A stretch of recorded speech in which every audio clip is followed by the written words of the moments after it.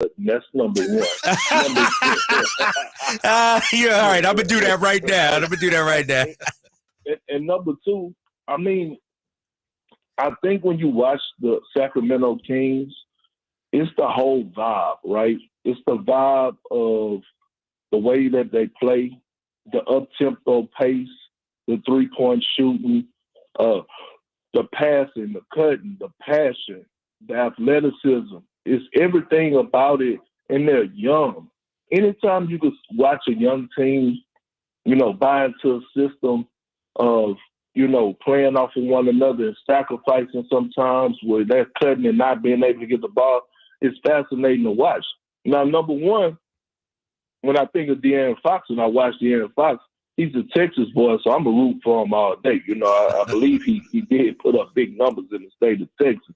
Some may say he's from, other areas, but he's adopted here. I don't know the exact hospital, but I consider him a Texas boy. Number two, name me a more exciting player at the guard position outside of Steph Curry that's better than De'Aaron Fox. Some will say Ja Morant. Yeah, Ja Morant will give you the highlight dunks with the athleticism. But when I think about De'Aaron Fox, I'm looking at the handles. I'm looking at the pull-up threes. I'm looking at the middies. I'm looking at the finishing around the basket. I'm looking at everything, and I'm looking at the passion.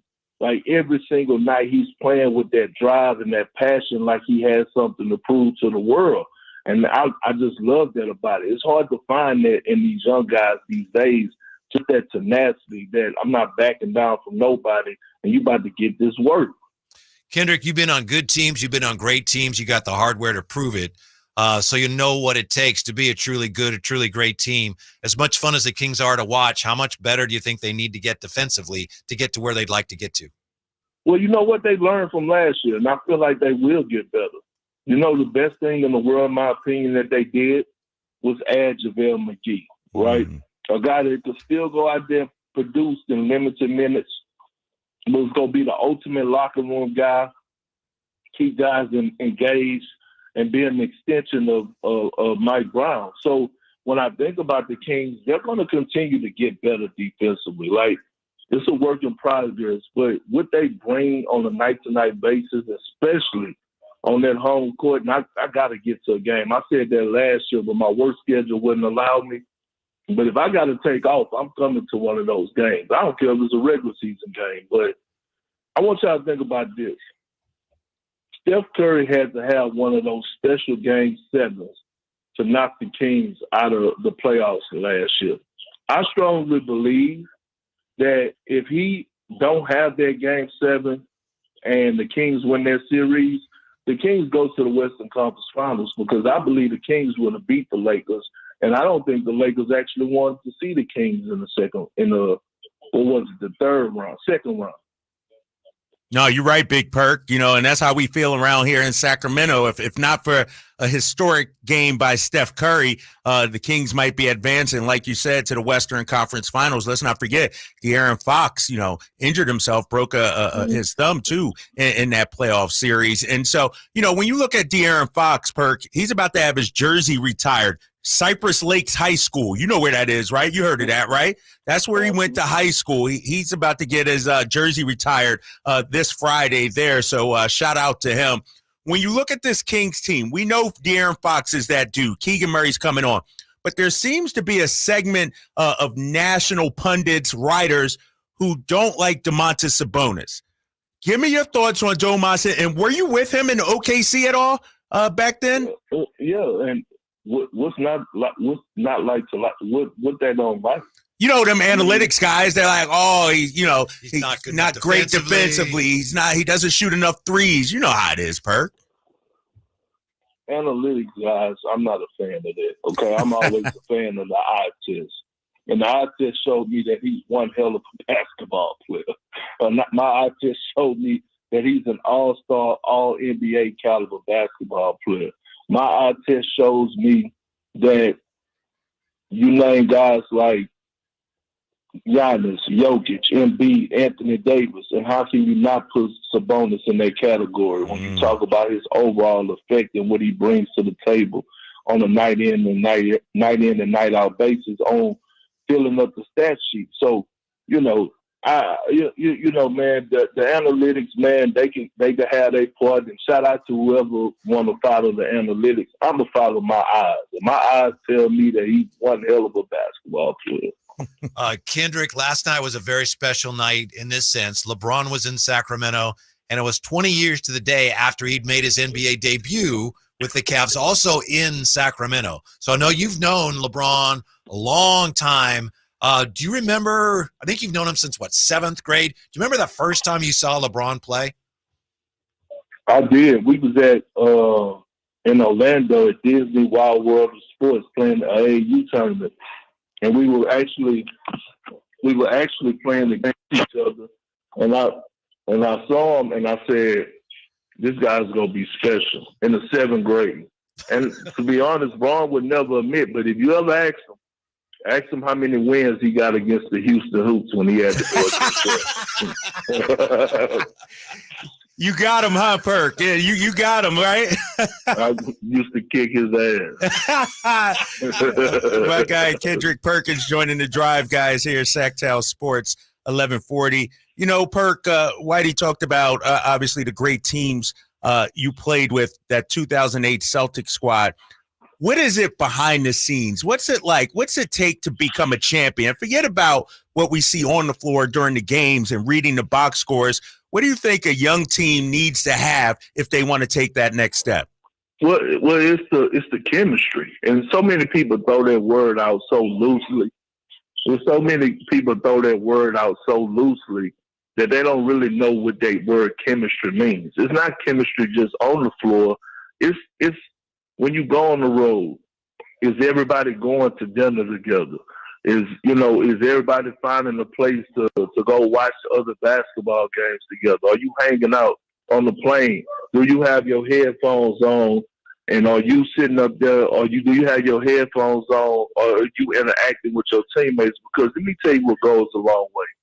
What goes a long way in the locker room with young players is when I could sit next to you, learn more about you in your personal life, learn more about you in your personal life. And guess what? If I know everything about you and we become close, when it comes to being between those lines, I'm going to go that extra mile for you. I'm going to go be above and beyond. And then the accountability is there. Because now one of my teammates could say something to me and I'm not taking personal, because I know as soon as the game over with, we're going to be at each other's house spending, Thanksgiving together. Our families going to be together. All that matters. When you're able to have that type of camaraderie and that type of chemistry off the court, that carries on to the court into a whole nother level. Not just in Boston, but we saw instances where, Golden State, when they made their first championship run, I think they said, 15 strong or something to that nature. Like, that's a real thing. And the real thing is having each other together and having that leader is going to make sure guys are around each other. There's no quote unquote hidden agendas. It's no family members coming in saying, hey, you need to have a bigger role, or no agent said you need to do more. No, it's called losing yourself in the team, blocking out what's going on around you, and making sure you're doing what's best for the guys that you're going to war with every single day. The Kings were struggling for years and years and years. Mike Brown came in and he helped to turn things around. What do you think of the job that he's done here? And how when you watch the Kings, can you see that, oh, yeah, that's a Mike Brown coached team? Oh, yeah. Yesterday, I saw, I think it was in the first half, he told Keegan, he got mad at Keegan for passing up a three-point shot. You could see his body language. Second half, Keegan passed up that same shot, and you could literally see Mike Brown yelling to somebody to go get him out the game. And you don't see that. But then all of a sudden, Keegan comes down and he hit the next three, and Mike Brown's like, never mind, go back to the sideline. And it's just like, just think about it. In today's game, right, you have so many young players that are so soft and have that sense of entitlement, right? Just think of the relationship that Keegan and Mike Brown have to have for him to even have that type of approach towards him. For him to even ask Keegan to play in a few summer league games, and Keegan, didn't say, hey, I'm not going to play. I just finished a hell of a rookie season. I ain't got to play. No, he did play. So think about their relationship.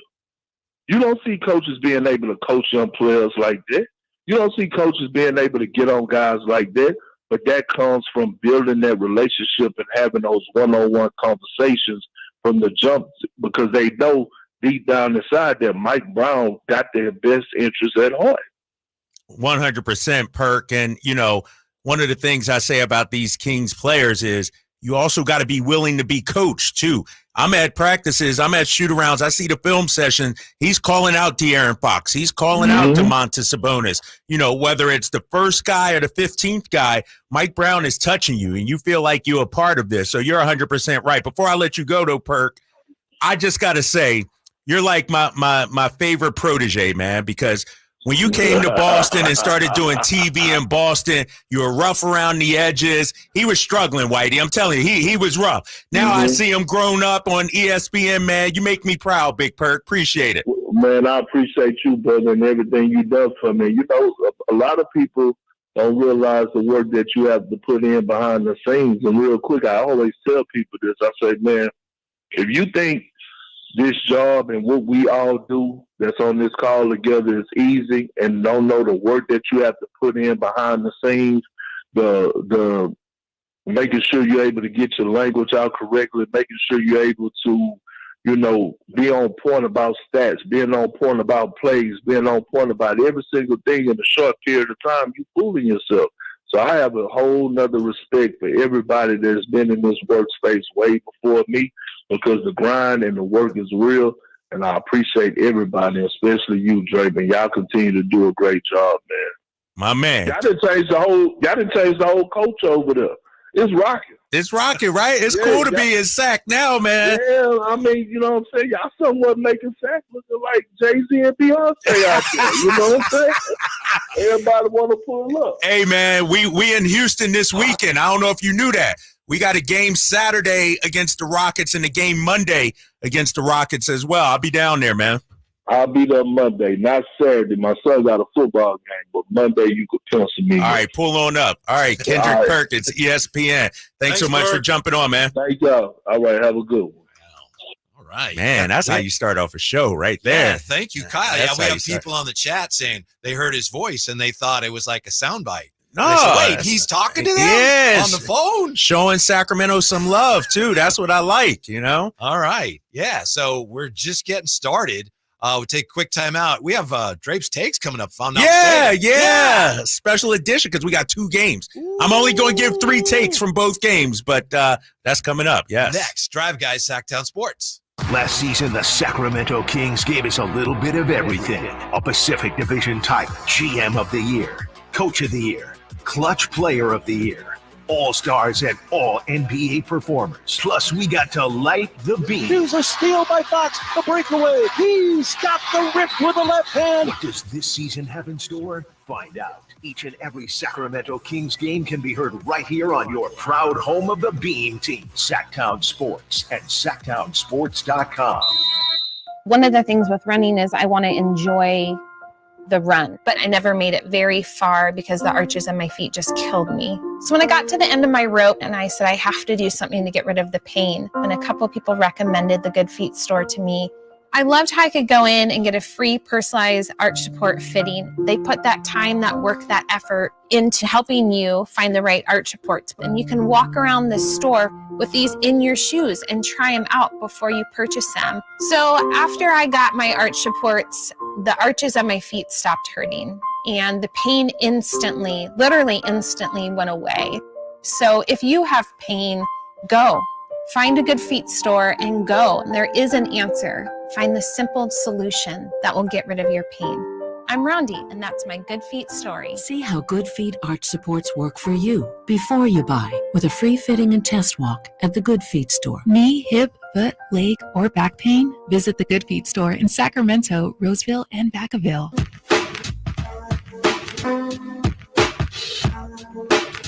Your flagship station for the Beam team, Sactown Sports. We just got underway. Kendrick Perkins, big Kings fan. Yes. He actually stays up and watches too, and so a 6:00 game last night, 8:00 I think it was in Houston, and he's out tweeting about our Sacramento Kings. I said, you know what?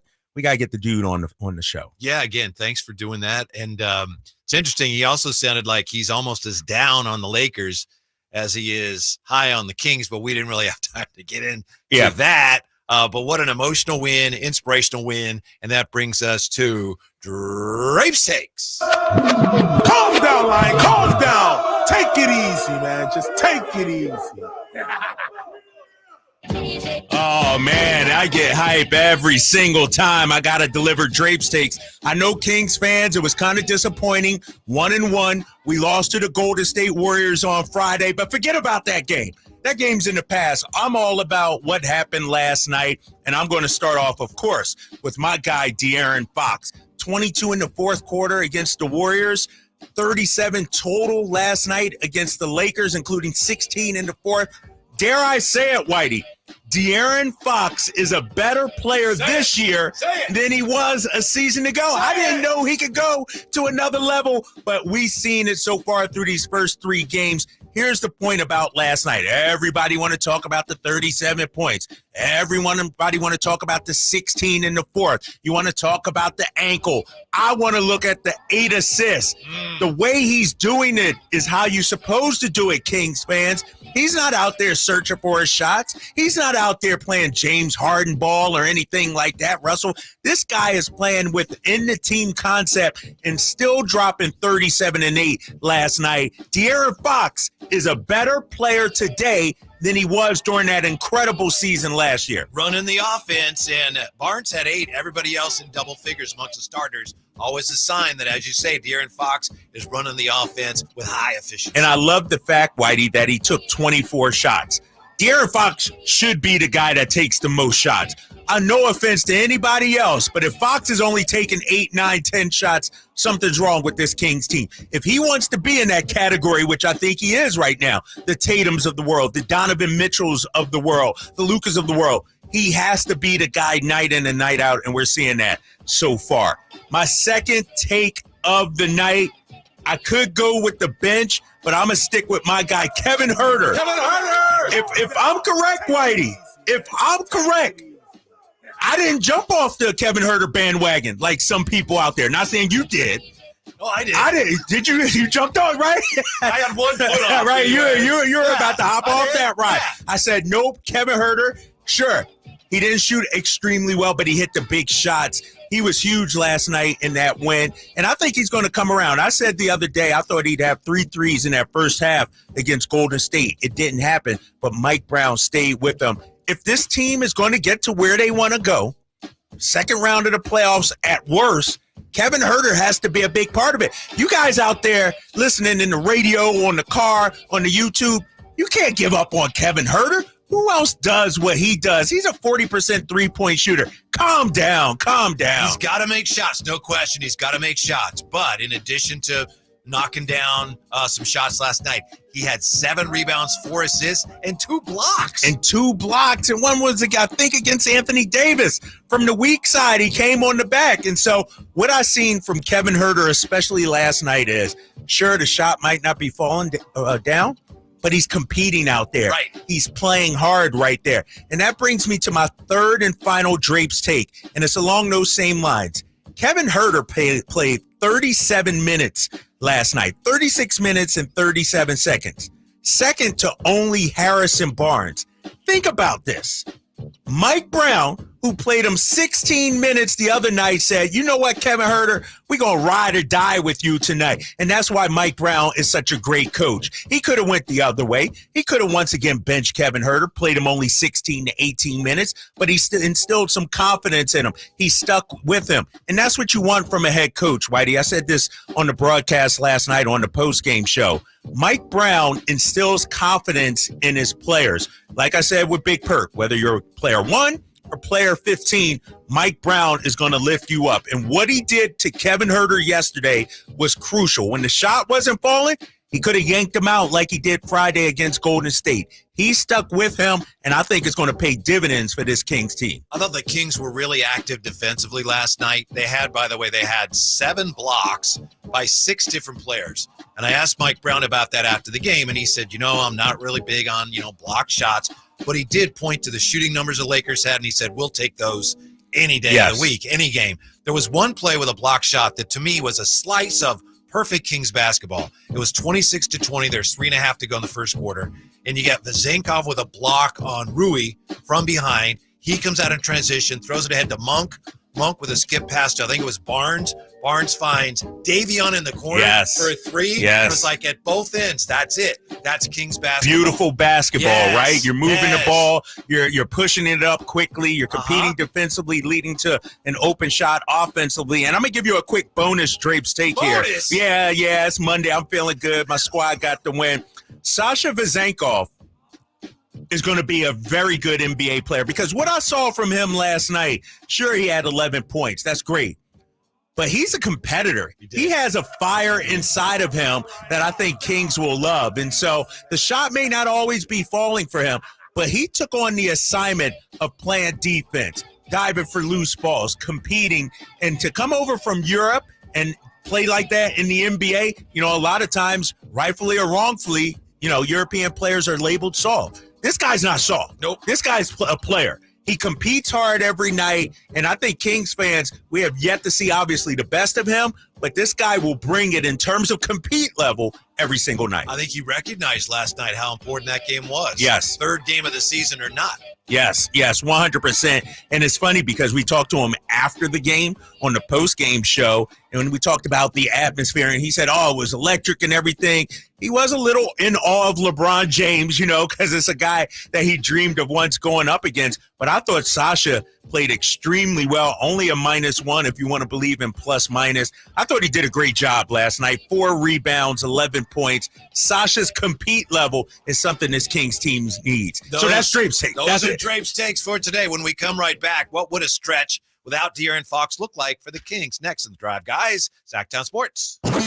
Check out the Golf to Go Hour with Frank LaRosa every week on Sactown Sports. Get the latest on equipment, area courses, people who play the great game, and plenty of good conversations about golf. It's the Golf to Go Hour every week with Frank LaRosa on Sactown Sports. Golf to Go is brought to you by the Hagen Oaks Golf Super Shop, America's most awarded golf facility. Naturewood Home Furnishings, where it's all about choices and always about quality. I'm getting vaccinated with Prevnar 20. So am I, because I'm at risk for pneumococcal pneumonia. If you're 19 or older with chronic conditions like asthma, diabetes, COPD, or heart disease, or are 65 or older, you are at increased risk for pneumococcal pneumonia. Ask your doctor or pharmacist about Prevnar 20, pneumococcal 20-valent conjugate vaccine. It can help protect you against pneumococcal pneumonia in just 1 dose. Even if you've already been vaccinated with other pneumonia vaccines, Prevnar 20 may help provide added protection. Prevnar 20 is approved for adults to help prevent infections from 20 strains of the bacteria that cause pneumococcal pneumonia. Continued approval may depend on a supportive study. Don't get Prevnar 20 if you've had a severe allergic reaction to the vaccine or its ingredients. Adults with weakened immune systems may have a lower response to the vaccine. Side effects include pain and swelling at the injection site, fatigue, headache, muscle, and joint pain. For full prescribing information, please call 1-855-213-2138 or visit Prevnar20.com. Hey, it's Carmichael Day for my good friends at Fire Wings with some bullet points for you to remember so you can be a professional fire wing eater. Like Wings Day Wednesday, 88-cent wings each and every Wednesday. 3 flavor lineup includes 7 classic wing flavors, 7 dry rub wing flavors, 7 fusion wing flavors. It's the perfect fast casual eating establishment for the entire family. Go to firewings.com or download the app. Find a location near you, order online, earn rewards. Fire Wings, just wing it. Hey, if you're thinking about getting the latest iPhone, check this out. With Boost Infinite, you get the latest iPhone every year and unlimited wireless for just $60 a month. Yeah, you get the new iPhone 15 Pro with titanium. Then again next year, you get the latest iPhone. Every year. Boost Infinite. Infinitely better. To learn more, pick up your phone, dial pound 250 and say Boost Infinite. That's pound 250 and say Boost Infinite. Terms apply. After 30 gigabytes, service may be slow. Receive a comparable iPhone model each year with an acceptable trade-in every year. Requires credit qualification and 36-month phone financing agreement. You'll have the option to receive a one-time auto-dial text message from this station's network. The glory and the greatness are only a few days away. The 40th running of the Breeders' Cup World Championships at Santa Anita is finally here. The ultimate racing showdown that every owner, trainer, and jockey around the globe has in their sights. With $31 million in purses and awards, there's a lot at stake, but only the best will claim the coveted title of World Champion. Coverage begins Friday, November 3rd on USA and continues Saturday, November 4th on USA and NBC. Visit BreedersCup.com to learn more. At Ashton & Price, over the last 25 years, we've won just about every injury case you can think of. Slip and fall, falling merchandise, fell through rotted decking, we won those. Dangerous stairs, falls into holes, dog bites, won them. Injured while pedestrian or on a bicycle, auto, motorcycle, big rig, company vehicle, Uber, or Lyft accident, we've won them all.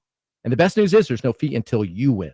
So no matter how you got injured, remember, for the best advice, don't think twice. Call Ashton & Price.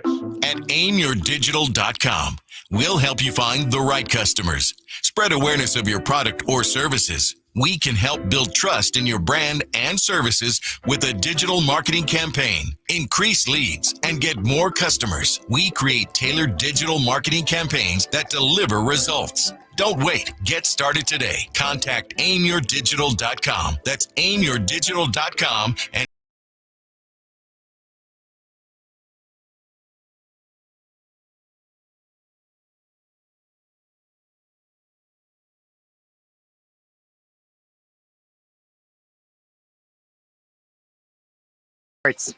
You know what was wrong last night at the Golden One Center? It was a great night, but Kyle Draper, you know what was wrong. What was? I noticed as soon as I sat down. Yes.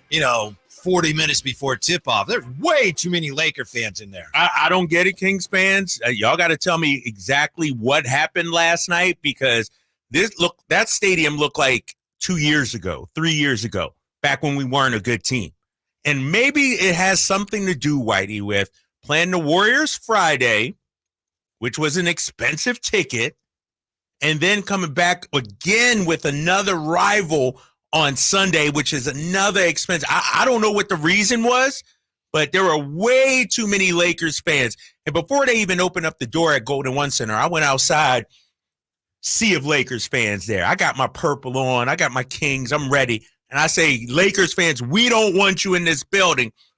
But they kind of took over the building there when they were making that comeback, and LeBron and AD were doing their thing, man. So I'll give them a shout out. They represented yesterday. They took that loss like a champ too, right? Yeah. Like they got knocked out. They got beat. And I didn't see any mischief or any upset fans, They said, we'll get you next time, Drapes. And so shout out to Lakers fans. Y'all handled that loss really well. Matt in the 916 on Twitter, maybe this is part of the answer you're looking for. He told me last night, this is a moneymaker for season ticket holders. Laker fans will pay up to 4 times face value. And he said he was selling his March Laker tickets to make up a portion. So it's a business decision. That's part of it. That's part of the reason why we had so many Laker fans there last night. Am I supposed to be okay with that? I understand not necessarily, but that's the reality. But don't you buy the tickets to go to the games? Some people do, I guess, and some people don't. That can't happen again. What we saw yesterday cannot happen again. And I understand if this was a playoff game, it probably wouldn't happen like that. You know? And so I get it. Second home game of the year, a chance to, like you said on the text, make your money back, pay for your tickets. I get it, but how many Warrior fans were there Friday? I mean, there were some, but not like that. No. I mean, yesterday might have been 50-50 almost. Like, there was a ton of Lakers fans. One time I was writing something down, and I heard this loud cheer, and I was like, oh, the Kings must have scored. Then I looked up, and it was a Lakers basket. Mm-hmm. And I was like, wow, these Laker fans trying to take over. And so way too many there for my blood. Yeah, when they would take the lead late, there'd be a roar. But there was nothing quite like the roar when De'Aaron Fox came back out and checked into the game, right? Yeah, it was like nothing Willis else. Reed, right? Yeah, He came out and he gave his team a boost, and that was one of the most remarkable things ever because you were in the building also. And when De'Aaron went down, the place got silent. Like, it was like the whole season, right? Was in the balance there. That's the one thing that's unthinkable. Right, exactly. That can't happen. Yeah, now we got to think about that. And so then he, hopped off the floor, went back to the tunnel, but then immediately came right back and, told Mike Brown, I'm good. I'm going in. And he came in and he hit that big three. He hit a big three late in that game. And I'm like, oh my gosh, this dude is legit. Ultimately, they subbed him out, obviously. But I thought that little boost he gave them was important, was huge. Do you watch the game from where you do the pre? Or do you go? Okay. Sometimes, most of the time I sit right there. Because you know where the media section is. Where I was sitting when he went down, because of the angle, I couldn't see him. Yeah, you could, because he was in that corner there. Yeah. Standing around, and I was looking, okay, there's Keegan, there's Domas. I think I know what that is. But you couldn't see him. And they're just judging from the reactions of all the people around. I didn't know what had happened. Right. And it looked like it could have been really serious. It could have been really serious. And fortunately, the word we're getting today is that a mild sprain, I think they're calling it, or something like that. Moderate. Yeah, moderate sprain. And he's going to miss some time, man. And so now we get to see what this team looks like without De'Aaron Fox for a little bit. So if you're Mike Brown, how do you divvy up the minutes? What are the Kings going to look like until De'Aaron comes back? That's $1 million question. Time, right? Monk's got to start, doesn't he? No, it's not going to happen. Malik Monk is not going to start. Because he's so valuable coming off the bench? Yes, I think Davion Mitchell will get the start. I really do. And obviously, it's a big drop-off offensively. But, historically, I think Davion started 26 games. Let me pull it up. I got it right here in front of me. As a starter, 28 games, 15.2 points, 6.3 assists. And remember, Davion's rookie year, at the end of the season, De'Aaron Fox didn't play. He was out with an injury. Davion averaged better than 19 points per game over the final 11, I think it was. And so he is more than capable of filling the gap for now. But, when you lose a guy like De'Aaron, it's not just Davion that has to, replace him, when it comes to points and assists and defense. Your boy Malik Monk, like you just said, he has to. So it's going to take a total team effort. But this is a huge blow. But I think this team is built now to withstand a loss like this in the short term. I think the biggest reason to start Davion Mitchell in this circumstance is because, and as you said, he proved last year that he can handle it. He does something that you pointed out Fox did last night. He can get a team into its offense. Right. He's got a point guard mentality, and Monk is a lot better at that than a lot of his stuff. But Davion, that's what he's always been. Yeah, and Malik Monk is so good coming off that bench in that six-man role. Trust me, Malik will play 30 minutes. He'll get his minutes. But I think to start the game, people don't understand. Davion Mitchell, is a very solid point guard. You talked about getting your team into your offense, that kind of thing. He's worked on his three-point shot. He worked with Steph Curry's shooting coach, Brandon Payne, this offseason. They tweaked some things. And so this is an opportunity. This actually might be good for the Kings, Whitey, in the long term, because now Davion gets into the flow. Davion gets some minutes. His confidence goes up. And then when De'Aaron comes back, his confidence is at a high, and he'll be much better coming off the bench. And so I think this could, help the Kings in the long term, because I think Davion, his play will increase. It's going to be tough once they get to the point where Fox is okay. I could play on it, but okay, do we want him to? Right. That's down the road. You're not even anywhere near that yet. It's going to take, I think, based on history, his history, and medical history, it's going to take maybe the better part of 3 weeks before he's, full strength. Yeah, I would not be surprised if he missed for sure more than a week, because, I think it was 2 years ago, Tyrese Halliburton's rookie year, second year, excuse me. And Fox had the ankle injury, I do believe, and he missed some time. He missed a few weeks.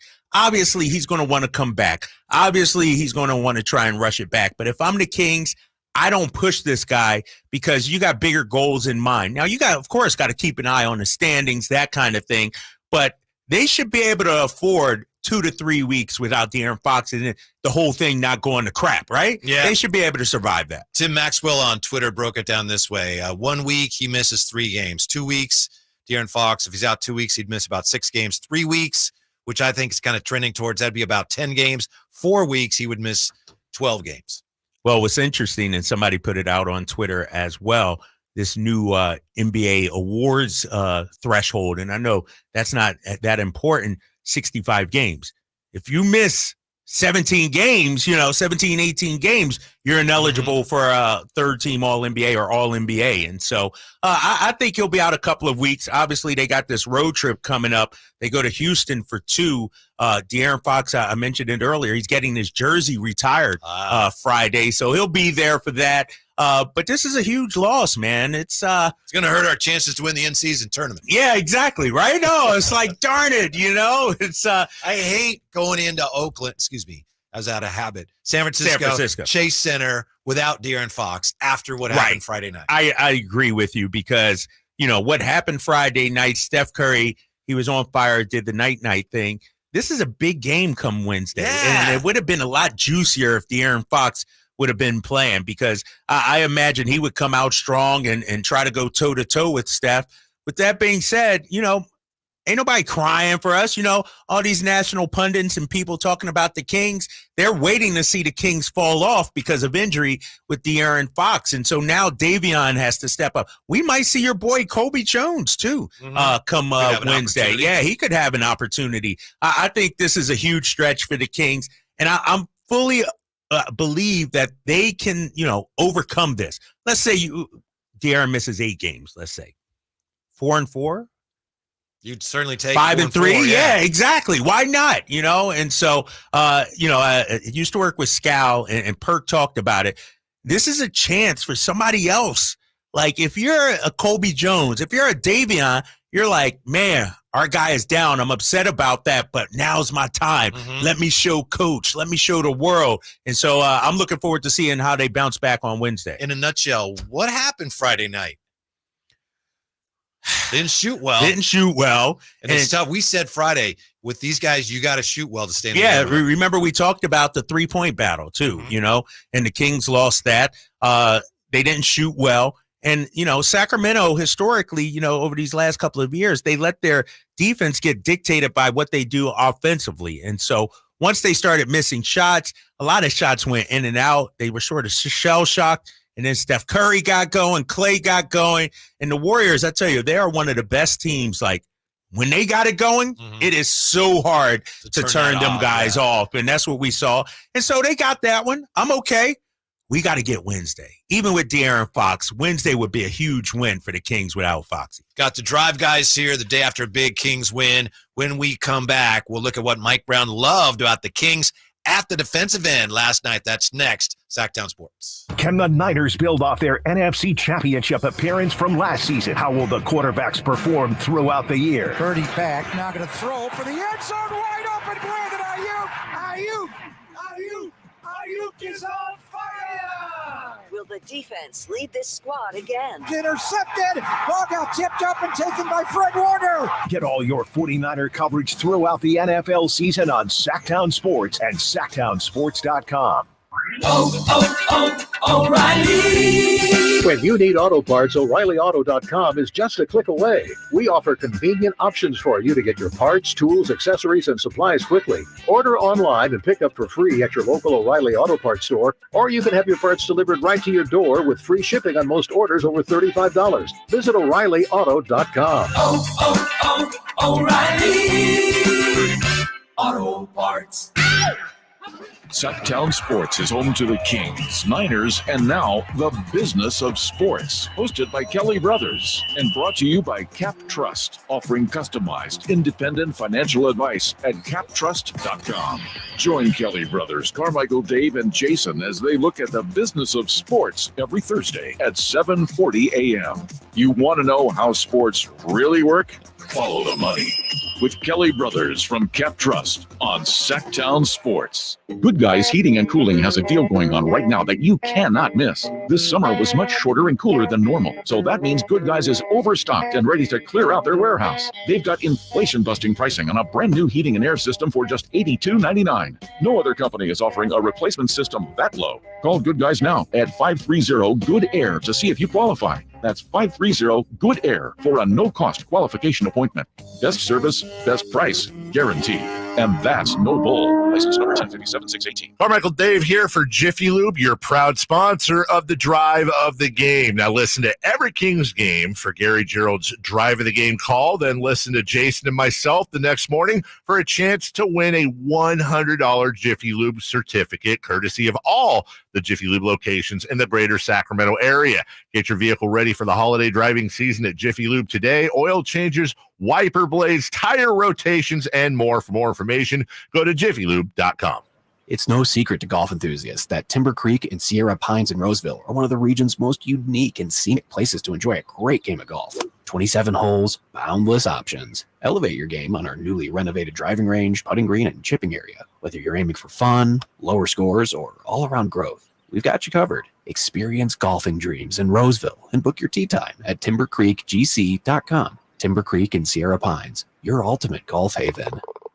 It's time now for the Silver and Black Report, brought to you by ACR Home Services. For all your roofing and solar needs, visit acrhomeservices.com. Well, Monday Night Football gets two teams who need the extra day to prepare. Rough losses for Las Vegas and Chicago last week, and Detroit got worked by Baltimore. As for the Silver and Black, time to find something in the run game. Josh Jacobs now 7 straight games under 4 yards per carry, and it won't be easier this week as Detroit is number 6 against the run. That is your Silver and Black Report. Let ACR Home Services be your one-stop shop for all your home needs, starting with unbeatable roofing services. Right now, get a new roof and receive $1,000 off that roof. So sign up today and save with no payment for up to 12 months. And ACR is more than just a roofing company. Whether it's roofing, solar, electrical work, you name it, when you choose ACR Home Services, you're not just getting a contractor, you're partnering with a team that's invested in your satisfaction. That's ACR Home Services. Guys, Revive Men's Health Sacramento is making you this guarantee. We will improve the medical condition of your ED or low T, or we'll give you your money back. Book your free appointment today. Call 916-277-8599 or visit revivemen'shealth.com.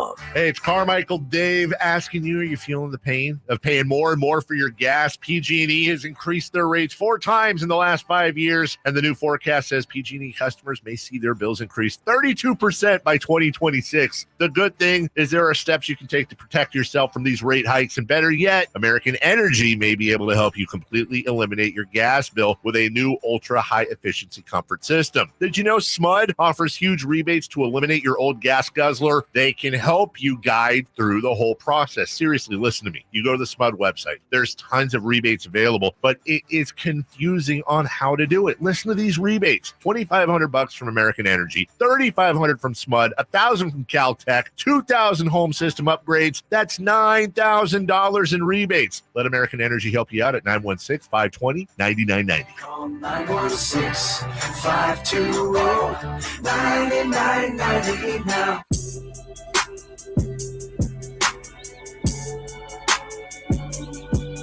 Kings basketball for over 25 seasons. Sactown Sports. Oh, it's a glorious day to be a Kings fan after the overtime win last night over the Lakers. 132-127. First off, apologies. I may have confused tall Chinese guy, he says in the chat here, because I said, De'Aaron Fox, if he's hurt, that could compromise Kings' chances to win the play-in. Tall Chinese guy thought, there's a tournament start Wednesday. No, it doesn't start Wednesday. It's coming up, and we'll see. Right. I mean, I guess it's possible De'Aaron Fox is good to go by the time the tourney starts. I'm thinking he probably will be somewhat compromised, but we'll see. Yeah, what, a week from this Friday, that OKC game, I believe, is the first in-season tournament game. That's at Golden One Center. That's going to be a big game. I'm looking forward to that one. We also have Compio calling me out for, Whitey, you were down on Herder. I admit, I was. You said jump off the bandwagon. I had 1 foot off. You were done with my guy. Absolutely. I mean, I was. Did he show you anything last night? It was a big shot he made. Yes. I just, he's going to have to start making more. And he was in last night. He was the first one that met with the media after the game, and and he was, the thing that I thought was great was that he's open about how much he's been struggling. For some guys, there's some guys like, I don't even slump. Right. What are you talking about? Right. So I think the fact that he's embracing it makes him more likely that he's going to snap out of it sooner rather than later. And there were some promising signs last night. I love the fact that he's still shooting. Yeah, he kept shooting. It's not like he, all of a sudden decided, I don't want to. He didn't pull a Ben Simmons on us, right? You know, he still got it up. He still took good shots. And so I need him to come through again. All right, that's the first step, Kevin Herter. I know you're listening right now. That's the first step. You hit a big shot, but I still need more from you. I need him on Wednesday, especially with De'Aaron Fox probably out. Kevin Herter has to give him some offense. And Kevin Herter got to wear the chain last night. He was awarded the chain. Yeah, and see, that's what I'm talking about, Whitey, about Mike Brown.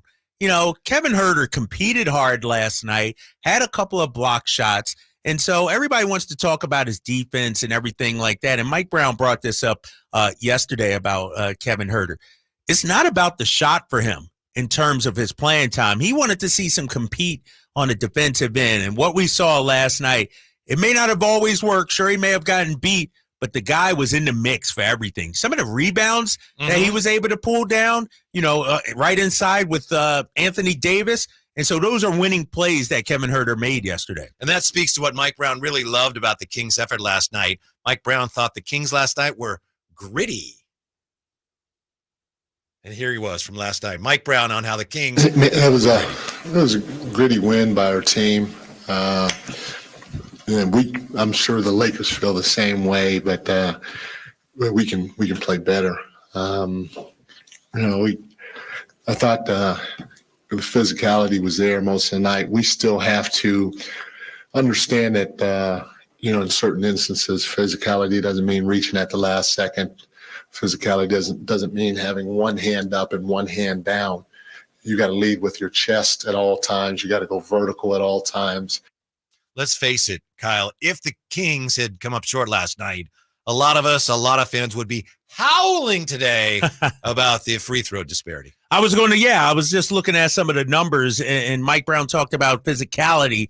You know, the Lakers in that first half alone shot 23 free throws to just 5 for the Sacramento Kings.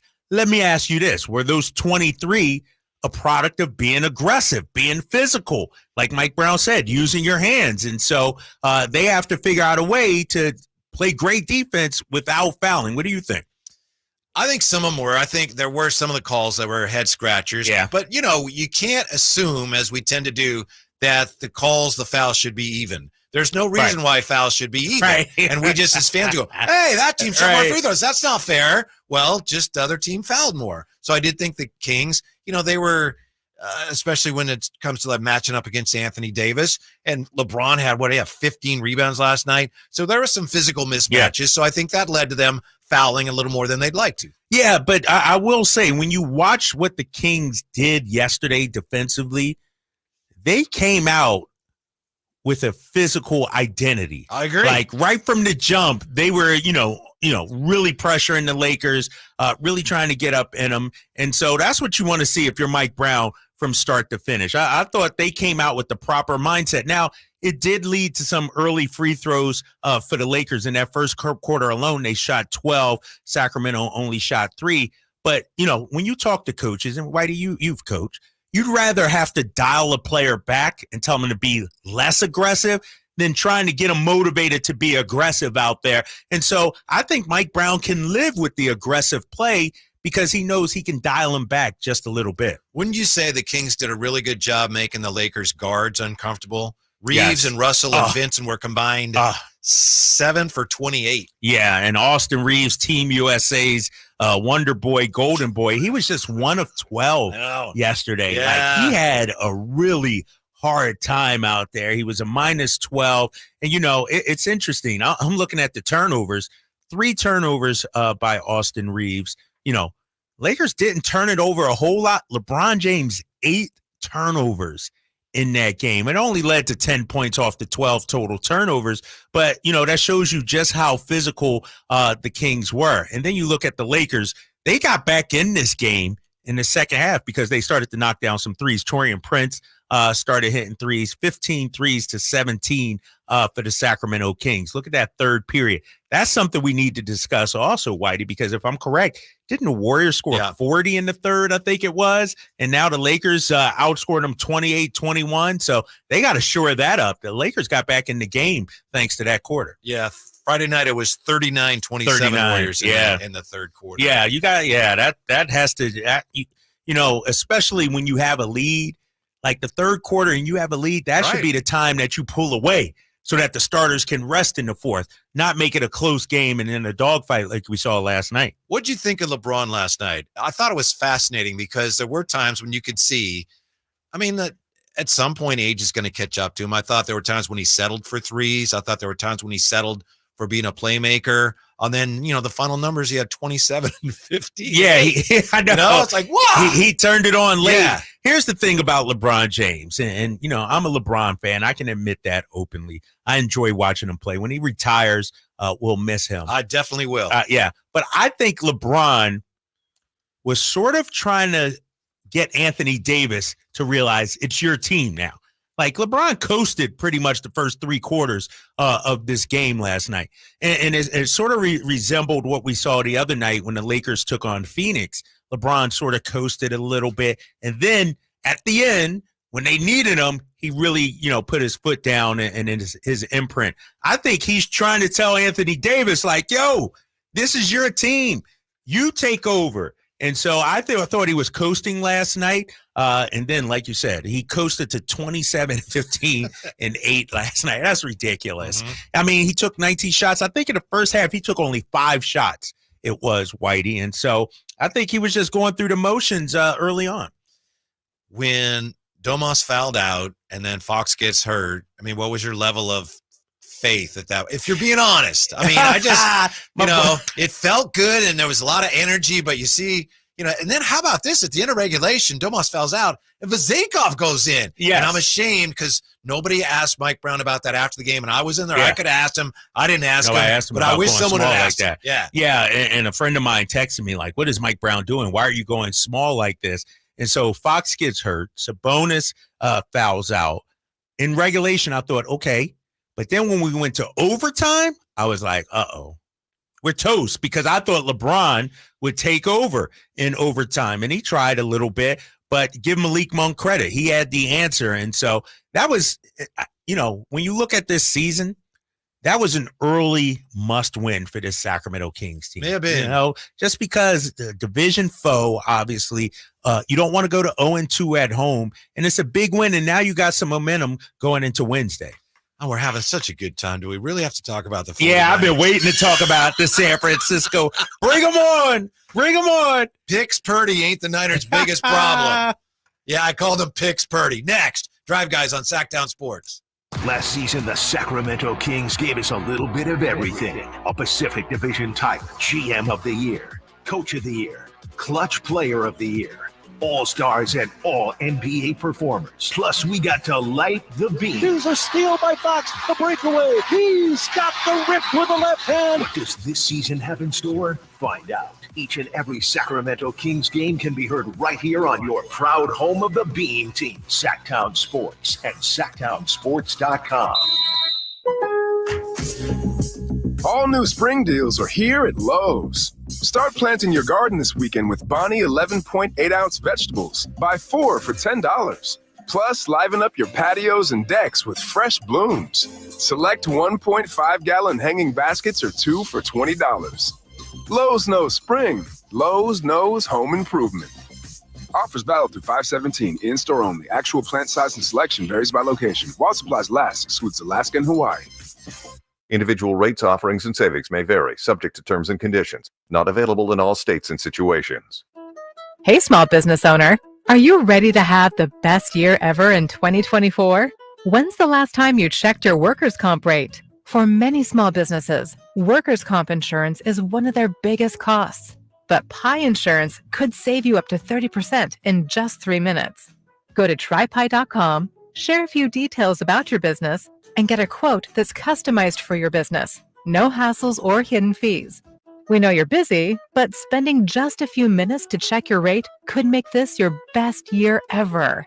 Plus, when you sign up for pay-as-you-go billing, your premium is based on your actual payroll, not an estimate. So your workers' comp audit experience is simplified. See how much you could save with Pi Insurance. Ask your agent for Pi or get a quote at trypi.com. That's trypie.com. Awesome. Hey, babe, can you check the front door? My package is here.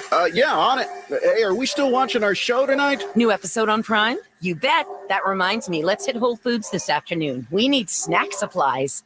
From package deliveries to entertainment and even fresh groceries, Amazon is in front of thousands of customers every single day. Learn how you can leverage their reach for your business. Text digital to 916-766-5105 now. Make the smart move. Text digital to 916-766-5105. KHTKAM Sacramento, KYMX HD2 Sacramento. Take it on the local level. Live and local, 6 a.m. to 6 p.m., Monday through Friday. From the Power Business Technology Toshiba Studios.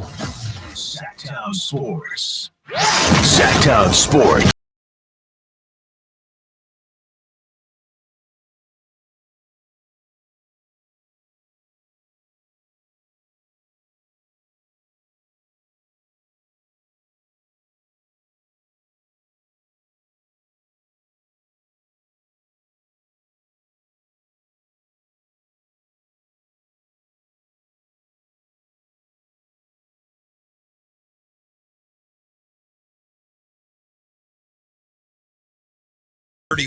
To 17, but I know Kyle Draper has been waiting and waiting and waiting since the end of that game to come on the radio and talk about it.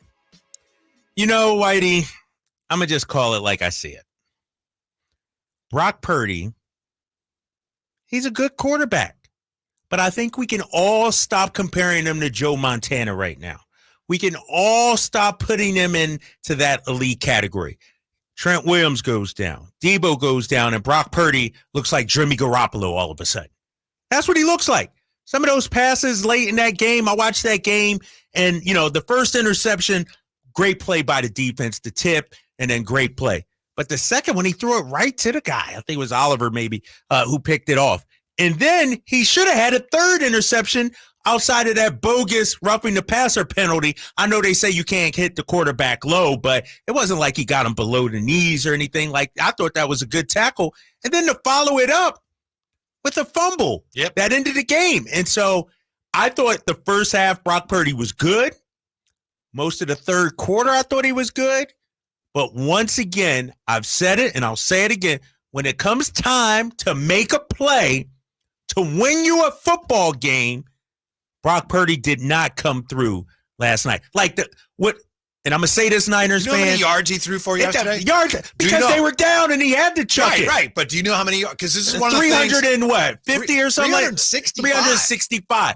That's garbage. That's garbage numbers. That's empty. Those are the type of numbers that when you were critical of Brock before the season started, that's the type of thing you were saying he couldn't do. You know what the most important number is? I do. The final score. I do.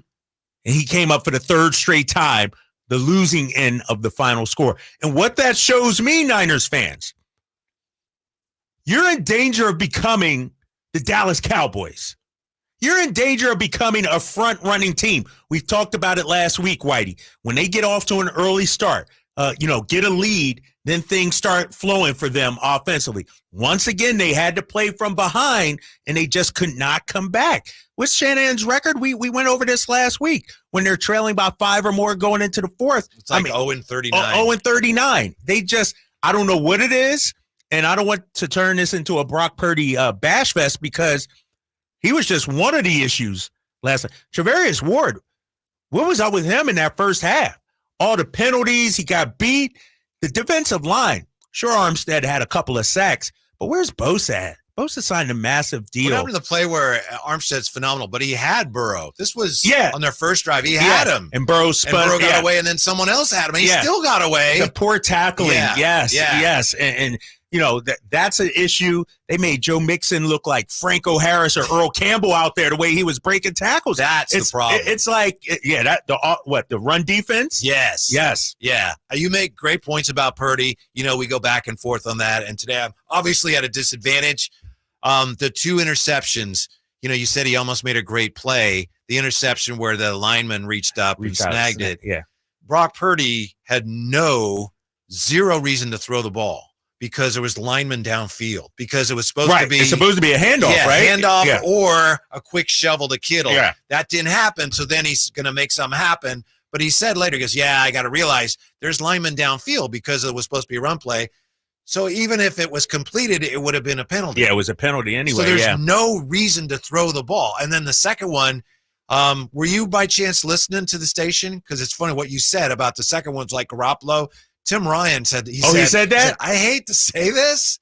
He said, because we love Jimmy G, but the second interception was like a Jimmy G. Wow. So I didn't hear that, but that's what it felt like. And, Brock Purdy's biggest strength has been his decision-making. Right.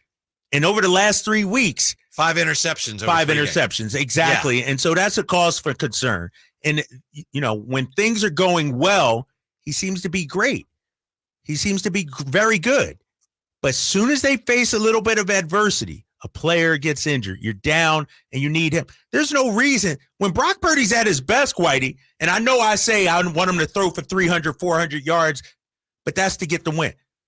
In the games that the Niners win, he's at 230, 240. I understand that. The running game helps him out. Where's the running game been at? Well, that's the other big problem. Yeah. And Purdy, by the way, I thought he had some big-time throws yesterday. Yes. And both things are true. The 2 interceptions were back-breaking. The biggest problem, though, is that he is playing from behind. Why? Because the defense, which is supposed to be the foundation for all the success the 49ers have, the defense stinks right now. It is bad. Why is that, though? Like, is it the front four? Is it Steve Wilks? Is it the secondary? Yes. Is it all of it? Steve Wilks may have the least to do with it. They were complaining, rightfully so, about the zero blitz he dialed up last week. So his game plan yesterday was, let's go basics here. We're going to play basic football. We've got all this talent. Our talent's going to take over. And you saw what happened. I tell you what. It was bad. Everybody wants to get on Steve Wilks. That's low-hanging fruit. Steve Wilks cannot make them tackle better. Steve Wilks cannot make that front. He can't sack the quarterback. He can't sack, exactly. Nobody get pressure. can. Steve Wilks is not responsible for Joe Mixon averaging 5.4 yards per carry yesterday. Like, now, if you want to talk about scheme in the secondary and guys running free in the secondary and blame that on Steve Wilks, okay. But where's that defensive line? This was supposed to be one of the top defensive lines in all of football. And they're paid like it. They're not getting pressure on the quarterback, and they're giving up big gains on the ground. Mm-hmm, mm-hmm. The 49ers are supposed to run the ball and stop the run. And right now they're not doing either one very well. And then the next thing you know, Brock Purdy's trying to do more than he's capable of doing. Try this on last 2 games. Kirk Cousins, Joe Burrow, combine their stats. 66 for 77 for 661 yards. That's not even a real number. Right? Those numbers are like, those can't be true. That can't be true. Against this defense, 66 for 77. Wow. 661 and Burrow, in 2 games. He only had 4 incompletions. What did he have, like 21 or 22 straight or something like that? He was just dicing them up. And, you know, almost as many touchdowns as incompletions. It's unbelievable. And so there's a lot of blame to go around. The bye week is coming at the right time. But if I'm the players, you got to look in the mirror because the missed tackles, I mean, that just can't happen if you're trying to win a ball game. This was sort of a must-win game at home, back home against Cincinnati, a team that sort of is rounding into shape right now. And Joe Burrow looked the best he's looked all season long, but that was putrid. And where's CMC been? I know he had the touchdowns, but 17 straight games with a touchdown. But 12 carries. Remember earlier in the season, he was getting 20 carries. Well, 21. like you said, I think it has to do with what you said before. Yeah. You're behind, you can't run the ball. Right. So whose fault is that? Niners got the ball first in this game yesterday. What happened? You remember first play, 8 yards. Wow. And then they run their bread and butter, their zone stretch. And here we go, 8 yards. And then they had to punt. A 3 and out after that. You get 8 yards on your first play. Next 2, you can't get 2 more. And so this team has a lot of soul searching to do. It's not Steve Wilks' fault. It's not Kyle Shanahan's fault. And I'm watching ESPN today, and they made a great point. What they need to fix, they can do it in-house. It's not like they need to go out there. That's what Kyle says. Yeah, they have the answers in-house. Guys just have to be better. The defensive line has to be better. I understand Trent Williams, that's been a huge loss on that left side. No doubt about that. Give all the credit to that left side of without Trent Williams, it is difficult. I get it. But there's no way this defense should get shredded by Joe Burrow and Kirk Cousins like they did in back-to-back weeks. Well, as you said, Joe Mixon looked like Jim Brown or something. Right. They're not a good running team. They're not a good running team. He just ran roughshod over the 49ers. Is it possible that now that he's been paid, Nick Bosa is not the same player? No one wants to even broach that. Is that possible? It's looking like it's possible. He did get a couple of pressures, and then Armstead got the credit for the sack. But he hasn't been. But yeah, he's not on track to get 19, 20 sacks. Nowhere near that, right? And so I don't want to blame the contract, but he has to be better. They gotta, they bring in Gregory. I thought Gregory actually was pretty decent yesterday. He looks good. Where's Hargrave been at? Where's he been at? And so you can't trust anybody you get from Philly. There's a reason why Philly let him go there, right? Go ahead. Here's another thing Tim Ryan said yesterday I thought was really interesting. When he starts breaking down X's and O's, like, ooh, here's somebody who knows. I might learn something. He said Robert Saleh told him years ago when Robert Saleh was, of course, the coordinator, the key to this defense is the guys on the edges and the corners. They got to be great. So the guys, the edge rushers and the corners got to be great. Tim Ryan says they're not right now. They're just not very good. And so the whole thing is breaking down defensively. Well, when you look at, football, if you're unable to get pressure on the quarterback, if your edge rushers aren't getting pressure, and your secondary isn't doing well, you have no shot, right? You have somebody has to do something. All right, if you're not going to get a pressure, at least you should have some lockdown corners out there and safety help and everything. They're not getting anything they're right built now. The other way. It's all their money's on the front so that they can take some pressure off the secondary. So if the front's not doing their job, basically you're weaker than you'd like. Secondary is exposed. And that's the whole thing right now. It's like at every turn, the 49ers with smoke and mirrors will conceal, overcome this weakness with that. It's like, nope. All your weaknesses now are exposed because of the injuries and poor play and poor coaching. Is it poor? See, everybody. Well, I'm not talking about Steve Wilkes. I'm talking about Shanahan. Oh, yeah, all right. Okay. I mean, isn't he responsible ultimately for the way this all fits together? And you got an offense that can't come from behind? Well, that doesn't sound like a very masterful offensive scheme. But let me ask you this. This is the same defense that held Dallas to 10 points. Beat them 42. Same team. What's happening now? Have they regressed or what's going on? We can't talk about Steve Wilkes and the scheme. That's why the scheme was fine early on the first 5 weeks of the season when they held Dallas to 10 points. Nobody was talking about Steve Wilkes then. The onus is on the players. They just have to be better. The strength of this team we thought was going to be the defensive line. The linebacking core, I think, has been playing well. They've been playing well. Yeah, but, man, the defensive line, they've been getting gashed on the ground for 3 straight weeks right now. It started with the Cleveland game, and then obviously last week with Minnesota, and now this past week as well. They got some issues, man. And maybe this team isn't as deep as they hoped they'd be. And so you lose Trent Williams, you lose Debo, and you're going to feel those losses more than you hoped you would. Do you make a move the trade deadline? 1 o'clock, I think, tomorrow. What do they need? That's what I want to know. Secondary help. I mentioned wide receiver help as well. Hopefully Debo comes back after the bye week. But they've been exposed. Their wide receiving depth, to me, has been exposed. I'll tell you what they need and where they might be able to get it when we come right back on the drive, guys. Sactown Sports. What's the latest with the San Francisco 49ers? Carmichael, Dave, and Jason Ross keep you up to date on all things red and gold during the Niners at 9 every weekday at 9 a.m. on Sactown Sports at SactownSports.com. Get in the zone, AutoZone. Welcome to AutoZone. What are you working on today? I gotta change the oil in my car. Right now, you can get 5 quarts of STP conventional or high mileage with an STP oil filter for only $27.99. Get in the zone. And what do I do with my old oil? We can recycle your used oil for free. Get in the zone. And I might need some help. No problem. We have helpful how-tos at AutoZone.com.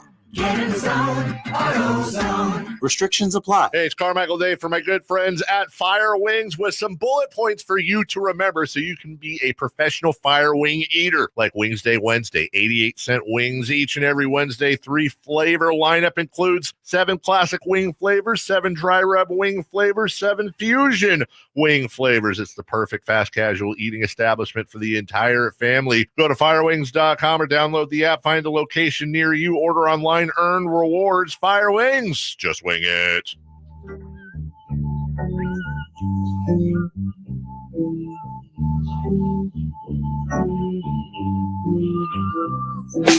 Sacramento's official home for the San Francisco 49ers. Sactown Sports.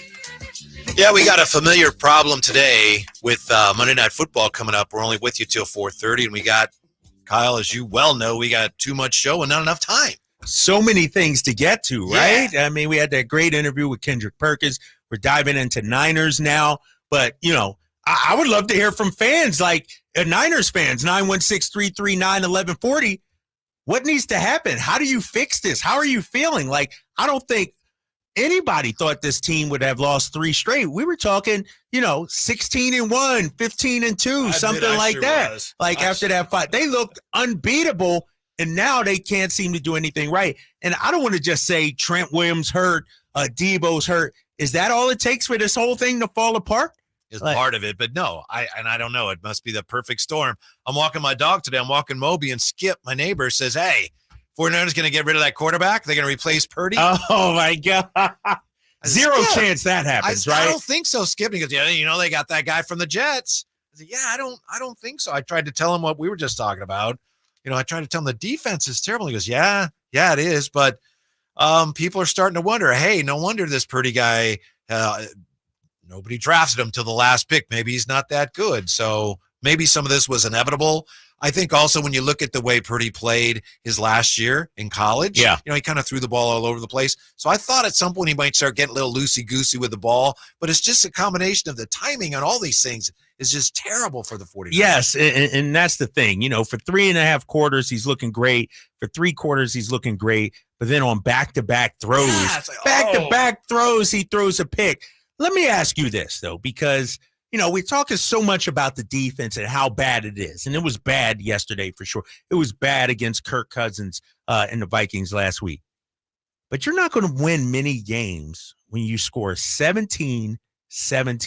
They've scored 17 in each of the last 3 games. Was it 30, 30, 30, 30, 30, 17, 17, 17? Right, yeah. It was 30, 30, 30, 35, 42, 17, 17, 17. And so we can talk about the defense, and the defense was bad. But this offense is struggling as well. Brock Purdy was their leading rusher yesterday. Yeah, he did a good job in that regard. No, exactly.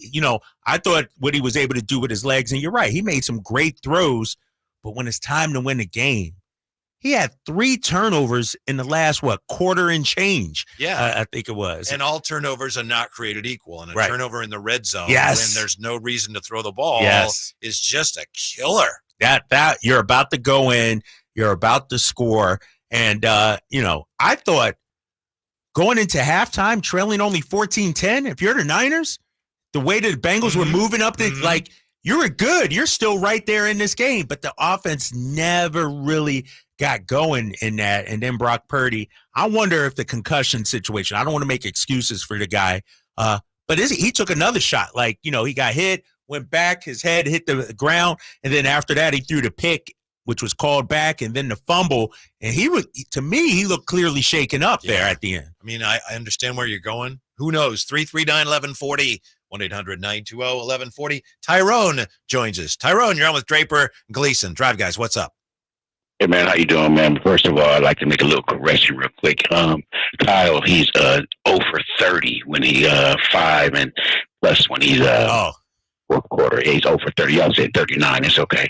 That's all right. But that is, you know what that is, Tyrone? That's, I think, when they're behind by 8 or more in the fourth quarter. Okay, I think they're 0. Yeah, so thank you for the correction. No. It's actually 5 points. But anyway, because I called in with the information last week. But listen, can we question the coach? I'm going to go for because Kyle, because Mr. Drapes, you was right. You tried to tell them 3 weeks ago. Then just look at this guy. You know what I'm saying? So we have to look at his moments when he's playing the game. You know, every possession yesterday, it meant something. So that's pressure added on like a golf shot. You know, you have to hit the golf shot. You have to get on the green. It's added pressure. So that added pressure, like Drape said 3 weeks ago, let's see how he plays under that pressure. And we see he cannot play up under the pressure. And I think the coach cannot coach under that same pressure. So I'm thinking that we kind of have to blame both parties. And we also, you guys are blaming the defense, but you have to look at the coach also. I mean, with that record 0-30, and then you have a quarterback. I mean, it's kind of hard to say, well, in the fourth quarter, you know, you can't come back when you're down by 8 or more. You know what I'm saying? That's kind of a tough stat. So, you know, kind of speak on that, Drapes. But I just want to give you your props, Drapes. You try to tell them. They didn't believe you. They tried to put him on the Joe Montana, man, the elite quarterback of the world. Man, that was a violation, man. That was a violation. Right, that was disrespectful to Joe Montana. That's disrespectful to Joe, man. But I'm going to say, Drapes, man, you're doing a wonderful job. You guys are doing a wonderful job. But just speak on that a little bit, man. It might be coaching a little bit. What do you think? Can he coach under the pressure? That's a By the great way, question, I Ty. just want to point this out to you right here. 49ers set unwanted record under Kyle Shanahan, 37 losses in a row when trailing by 8 or more points. That was before yesterday. That was a couple, so that'd be 38. And that's a valid criticism, right? I mean, let's look at it. In the high-level, high-pressure situations, you know, does Kyle Shanahan tighten up a little bit? You know, we can go all the way back to his days in Atlanta. I know people don't want to, you know, fault him for that, you know, up 28-3 and losing that game in the Super Bowl, but something has to be done. Like, for some reason, you can't come back. Like, it's not going to always be sunshine and rainbows. And that's why I think this whole notion of putting, you know, Brock Purdy in the same category as a Joe Montana or even as a Josh Allen, who's had his struggles. But I tell you what. By the way, Jesse Sapolu also did that, you know. Yeah, but Jesse, you know, he's drinking that Niners Kool-Aid. Okay. He's supposed to hype up the quarterback. But when it comes time, can Brock Purdy win you a game? That's what I want to see. I know everything. When you're up 14-0, Brock Purdy, you look great. I get it. I understand that. But I need you, because we're talking Super Bowls, Whitey. We're not talking regular season. We're bang, bang, Niner gang. That's all I heard was we're a Super Bowl or bust kind of team. Well, these are the games that Brock Purdy has to say, you know what? Debo's out. Trent's out. My defense isn't getting it done. I'm going to will this team somehow, some way. And I don't think he's there yet. And I know he's young. I understand that. But the way everybody anointed this guy, Kyle Shanahan, he's the real deal. He's looking suspect right now these last 3 weeks. I mean, he's come close. He came close to rallying them against Cleveland. Didn't do it. Did not do it. Came close against Minnesota and then really came up short. And then yesterday, same thing. I think part of it is I don't think it's so much Kyle Shanahan feels the pressure and essentially chokes under pressure as it is his whole offense and the way he sets up everything is built to play from ahead, and his entire playbook, once you get to the where's the section of when we're behind, Kyle? Right. Well, I don't know how much I don't have a lot in there. You know what I mean? Yeah. And I'm not trying to make an excuse for Brock Purdy, but I don't think Kyle Shanahan forgets how to coach is that everything is set up to play from ahead. And then when they're behind, right, and part of it is the quarterbacks that he chooses to run his system. Yeah, 100%. And we've talked about this because Kyle Shanahan obviously is an offensive genius. I'm not going to take anything away from him. But his belief, to me, when I watch it, is that the system is greater than the actual quarterback. Like, I can plug in anybody in my system, will get it done. And for the most part, it has, but there comes a time when quarterbacks have to make plays. They got to make throws. Coach can't hold your hand. And that's what we're seeing with Brock Purdy right now. He is struggling when the game matters the most. That's the thing, Whitey. You could throw for 365 yards, great. But when it's winning time in the fourth quarter. No, I know that. Let's see those numbers. And the reason I even mentioned that is because that some people were pointing out Brock Purdy, he doesn't throw for 300 yards. Well, you don't want to have to, but when he has to, and the 49ers have to, they're at a huge disadvantage, as most teams are. And again, I just want to clarify, because Tyrone, thank you for calling. Thanks for your points. But it is when they're down 8 or more in the fourth quarter. Kyle Shanahan's 49ers are now 0-38, according to right here, essentiallysports.com. Okay, so I think we were talking about two different numbers. Yeah, two different numbers. Let me ask you this, because, and to your point, when things are going good and they get up, do they abandon the run a little too much, though? Like, I'm looking at CMC's numbers, and I know he was banged up a few weeks ago. 22 carries, 20 carries, 18 carries, 20 carries, 19 carries. After that, 11, 15, 12. So what I'm seeing is teams are keying on CMC right now. Yeah. Especially with no Debo. They're saying, you know what? We're going to put 5, 6, 7 in the box and make Brock Purdy try and beat us. No Debo and no Trent Williams. And you go back to the Minnesota game, and Minnesota basically did what the 49ers should have done against Cleveland, which is you ain't running the ball. Right. So what are you going to do about it?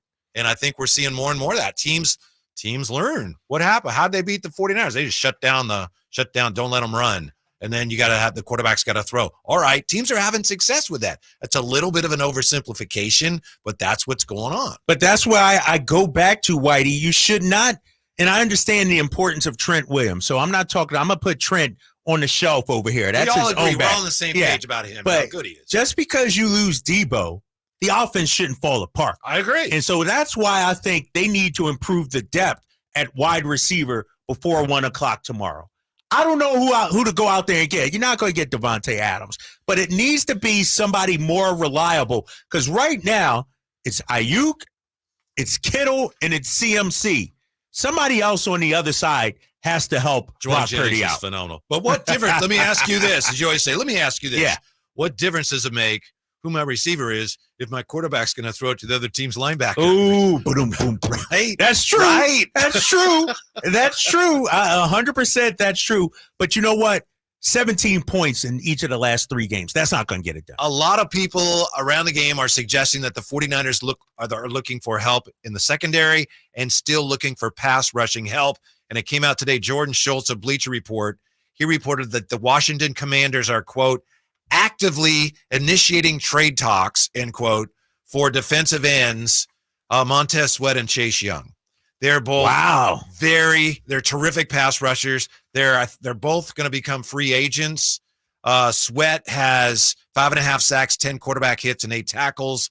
Young has 5 sacks, 9 quarterback hits, 6 tackles for loss. So according to Jordan Schultz, these guys, the Commanders are like, hey, who wants these guys? Right. So that's a situation to keep an eye on, because according to reports, that's exactly what the 49ers are looking for. So maybe there's some help there. That's pathetic. You went and got Randy Gregory. You had the best front four in football last season. Exactly. So how many more All-Stars, All-Pros do you want to go out and get? It's like, I thought you had the squad in-house. You don't need to go out there and get it's ridiculous. That shows me that the Niners, it's a player thing, Whitey. I keep telling you, it's not. You'd go receiver. How about secondary? See, secondary, yes. I'd rather focus on secondary than defensive line. I think your defensive line is fine. Guys just got to play better. The 49ers have had early season problems before. Why does this rough patch feel different? We're right back with that on the Drive Guys, Sactown Sports. Trying to find out where to catch your favorite team's games? Are you a fan of the Kings, Niners, and the NFL? Well, Sactown Sports has you covered. Touchdown! San Francisco! It's all on his shoulders. Cox rocks. He fires for the win. He's got the triple. Catch all your Kings, Niners, and NFL games all year long on Sactown Sports and SactownSports.com. Sacramento weather is brought to you by the Arnold Law Firm. I'm Tamara Berg in the KCRA 3 Weather Center. Your work week starts out with mostly sunny skies. Today's a mild day with less wind to go around. Expect daytime highs in the lower 70s, overnight lows in the low 40s. Get the latest forecast on the KCRA 3 News and the KCRA 3 app. The Arnold Law Firm has seen how a collision can turn anyone's life upside down in a heartbeat. So remember to be a little more alert on the road and stay safe. The Arnold Law Firm, providing real justice for you since 1975. Call 916-777-7777. Carmichael Dave here for Jiffy Lube, your proud sponsor of the Drive of the Game. Now listen to every Kings game for Gary Gerald's Drive of the Game call. Then listen to Jason and myself the next morning for a chance to win a $100 Jiffy Lube certificate, courtesy of all the Jiffy Lube locations in the greater Sacramento area. Get your vehicle ready for the holiday driving season at Jiffy Lube today. Oil changers, wiper blades, tire rotations, and more. For more information, go to jiffylube.com. It's no secret to golf enthusiasts that Timber Creek and Sierra Pines in Roseville are one of the region's most unique and scenic places to enjoy a great game of golf. 27 holes, boundless options. Elevate your game on our newly renovated driving range, putting green, and chipping area. Whether you're aiming for fun, lower scores, or all-around growth, we've got you covered. Experience golfing dreams in Roseville and book your tee time at timbercreekgc.com. Timber Creek and Sierra Pines, your ultimate golf haven. Cooler temperatures mean it's time to reduce your outdoor water use. Water 1 day per week on Saturday or Sunday from November 1st through February 29th. Learn more about your home's watering schedule at sacwaterwise.com. Guys, did you know your testosterone affects everything in your system, including how you feel and perform every day? Right now, Revive Men's Health Sacramento will check your testosterone for free. Knowing your T levels is the first step in understanding if you have low T. Your testosterone level impacts your energy, libido, sleep, weight, hair loss, mood, and even ED. Maintaining an appropriate T level can change your whole life. Most men start to see changes in their hormone levels in their 30s. Experience and results matter. So what are you waiting for? Get your T levels checked today by local, experienced, and trusted men's health experts. They've helped thousands of men since 2011. They're so confident they can help you, they even guarantee it. Call Revive today and schedule your free testosterone test, free exam, and free consultation. Call Revive Men's Health at 916-277-8599. That's 916-277-8599. Or visit revivemenshealth.com. Kenny and Jerry here from Bell Brothers, and we want to talk to you about hard water. California is notorious for having some of the hardest water in the country, which means it has high levels of calcium and magnesium. And that causes all kinds of problems. If you experience dry, itchy skin, brittle hair, dull laundry, or mineral deposits on faucets and fixtures, that's hard water. It also causes soap scum in your shower, spots on dishes, and creates wear and tear on your appliances. Yuck. Bell Brothers can help you out with our lineup of water conditioning solutions, from water softeners to whole house filtration systems to hot water recirculators. Your skin and hair will thank you, your fixtures and appliances will thank you, and even your spotless dishes. Call Bell Brothers right now and ask about our hard water solutions for your home. Our number is 916-444-1234, or find us online at theNoSurpriseGuys.com. The No Surprise Guys, Bell Brothers. At aimyourdigital.com, we'll help you target the right audience, build your leads, and crush your quota. Take your business to the next level. Our digital marketing strategies help grow awareness of your product or service, all while building trust in your business. Our approach involves leveraging multiple tools and strategies to deliver exceptional results that are customized to your unique business needs. Don't wait to run out of sales leads. Keep your business growing. Get started with aimyourdigital.com today.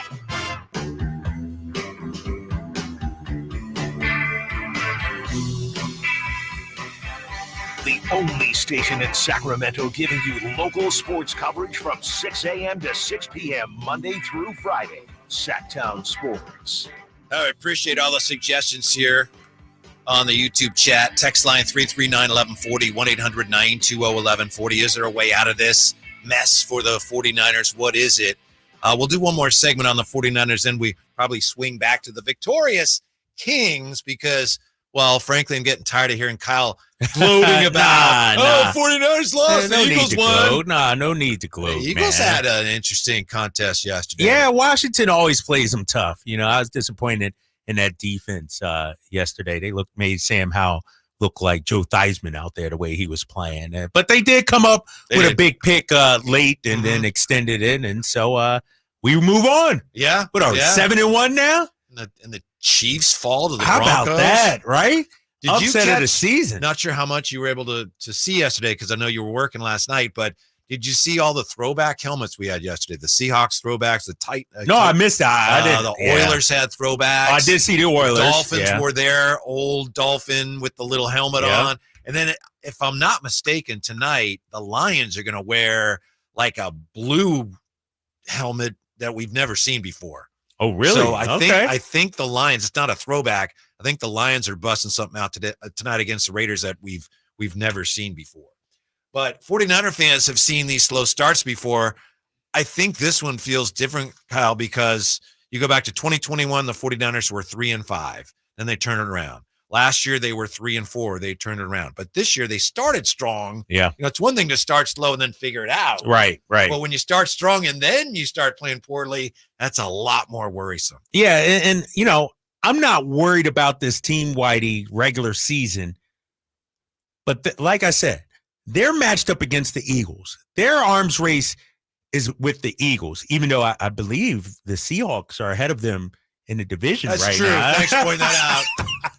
I know you hate the Seahawks, but but there's still plenty of time to turn it around. I said you don't lose or win the Super Bowl in October, and I got to stick with that. But right now, things are looking bleak, and so I wonder if teams have figured out the blueprint here for the San Francisco 49ers. Yeah. Stack it up against CMC, contain him, and then you make Brock Purdy beat you. And sure, he threw for 365 yards, but he made some turnovers down the stretch there. And so this may be a little different than previous years. You know, what we saw to start the season sort of reminded me of what they did towards the end of the season. You know, how they got rolling and then it just started snowballing. And so that's why we were thinking 14-3, 15-2, whatever it may be. But this Niners team, the last 3 games, this is unrecognizable. Like, I haven't seen them play this bad. And you could throw out the NFC Championship game, obviously, because of the injuries and everything. But they look bad these last 3 weeks on both sides of the ball. ESPN just threw a stat up there. First 6 games, the 49ers defense was giving up 198 yards per game passing, 198. Last 2 games have given up 322 yards per game. And I mentioned earlier, these numbers are so insane. Cousins and Burrow, last 2 games combined, 66 for 77. So it's a lot of different things. Yeah. A lot of people on the chat are pointing out, they really miss Trent Williams. And when you think about it in your mind's eye, you remember a lot of Christian McCaffrey's spectacular runs early in the year, and they did go left a lot. Yeah. They did. Yeah. He did follow Trent Williams a lot. So, yeah. And the broadcast yesterday, CBS did a good job of illustrating and showing that left side of the offensive line and how the Niners, because they couldn't run that way, they tried to get outside going to the right side. And I just think, what we're seeing is teams saying, you know what, Christian McCaffrey, you're not going to beat us. Sure, you'll get your touchdowns, but you are not going to be, especially with Debo out. And so it's back to the drawing board. I think this bye is coming at a perfect time. They need this bye. They need to hit the reset button. And, I got to pull up their schedule. It's not like it's an easy schedule. I know you got Arizona coming up in just Baltimore, a little bit. You got Jacksonville. You got the Seahawks twice. Yeah. You got, look at this, at Jacksonville, home against Tampa Bay. You should be able to beat that team. But then you got at Seattle, at Philly, home against Seattle. Mm-hmm. So, 4 out of their next 5 games arguably are against playoff teams. So it's going to be tough. It could be very, very tough, especially the way they are playing. And I admit, I was one with blinders on, like after the Cleveland game. They're fine. That was just a blip. Minnesota, it's just another blip. But now it's like, no, there are a lot of things wrong. Not just something wrong. There are a lot of things wrong all at once with this team. Yeah. How do you fix it, though? Is it personnel? Is it coaching? Is guys just need to be better? Do you got to make some trades? Like, there's so many holes right now with this Niners team. We thought they were a complete team to start the season. We had some questions about the right side of the offensive line, and I think they've been doing actually an okay job out there on the right. How do you fix this if you're the Niners? That's the question. I think it starts with health. That gives you the best chance. Yeah. Then, guys, Fred Warner said it. Burford said it. Brock Purdy saying it. Players have to play better. Brock Purdy has to stop giving the ball to the other team. No, 100%. Almost literally handing the game to the other team. Like that turnover in the red zone down, at the 10-yard line or whatever. that's a backbreaker. That's, you got the momentum. What was the score at? Was it 24-10 at that time? Point, I think, or was they it were 17-10? I thought it was only 17. It might have been But I have 17. to double check. Yeah, it might have been 17. And you go in, you're tied the game up, and then, man, you're right. I think you're right. It was 17 because I'm watching that game, and the Bengals turning the ball over at the 5-yard line like that. I'm like, oh, my gosh, you just gave the Niners some life. You kept them in the game. You score there. You get the ball back to start the second half. You score again, and the game's over. So the Niners have had their chances offensively that they just, you can't win when you score 17 points. I know they did last season. Let me look up last year's because their defense was so great last season. And I think that's what you're seeing this season, Whitey, is like when the offense struggles, the defense is not picking them up. Right. They're not winning games defensively. To win games, they got to score 30 points, and it's not happening right now. To your point about the receiver lack of depth, I think there's one type of receiver that they are missing, and they just decided they didn't want to go that way. I know I mentioned the ESPN's graphics. Tyreek Hill now is the first guy, I think, since 1961 with 1,000 yards receiving in the first 8 games. Right? Wow. The 49ers don't have that type of player because they decided they wanted to get bigger, stronger players that can't be jammed at the line of scrimmage. Right. So Ayuk's a great player. He's great. But he's not like a burner that's going to blow the top off the coverages. They don't have that type of player. And they need it. So Ayuk is what, a intermediate kind of route kind of player? He's not a Debo underneath short passes and then turns. Right. He's sort of a hybrid, but he qualifies as there. He's like their deep threat. What is that? Their X or their Z? X or Z, And Debo's what? The Y, I guess, more inside. But here's the thing. When you don't have Debo out there, as I'm watching Jimmy G warm up, Raiders with a big game tonight. Attaboy, Jimmy! Yeah, when you don't have Debo out there, a lot of times when you watch the Niners this season, the passes are 5-6 yards, but Debo takes them 15, 20. Yards after the catch yards is after huge. the catch is huge, and we're not seeing that. Teams are keying on CMC. You don't have Debo. Ayuk's playing great. Like, Ayuk is getting open, but he just had the ball bounce off his face. Right. Come on. That's the type of thing. When everything's going badly and then the ball hits the receiver in the face mask. Right. That's very high school stuff, That's a doink. That's what we call that one, a doink.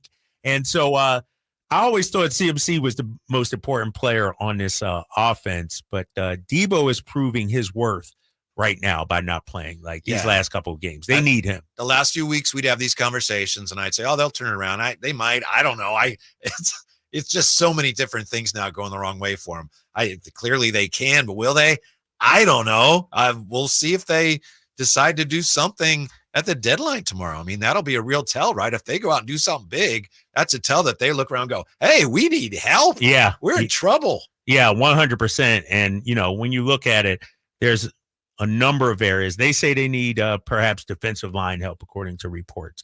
We say secondary. I agree with the secondary. And I also think they need wide receiving help as well.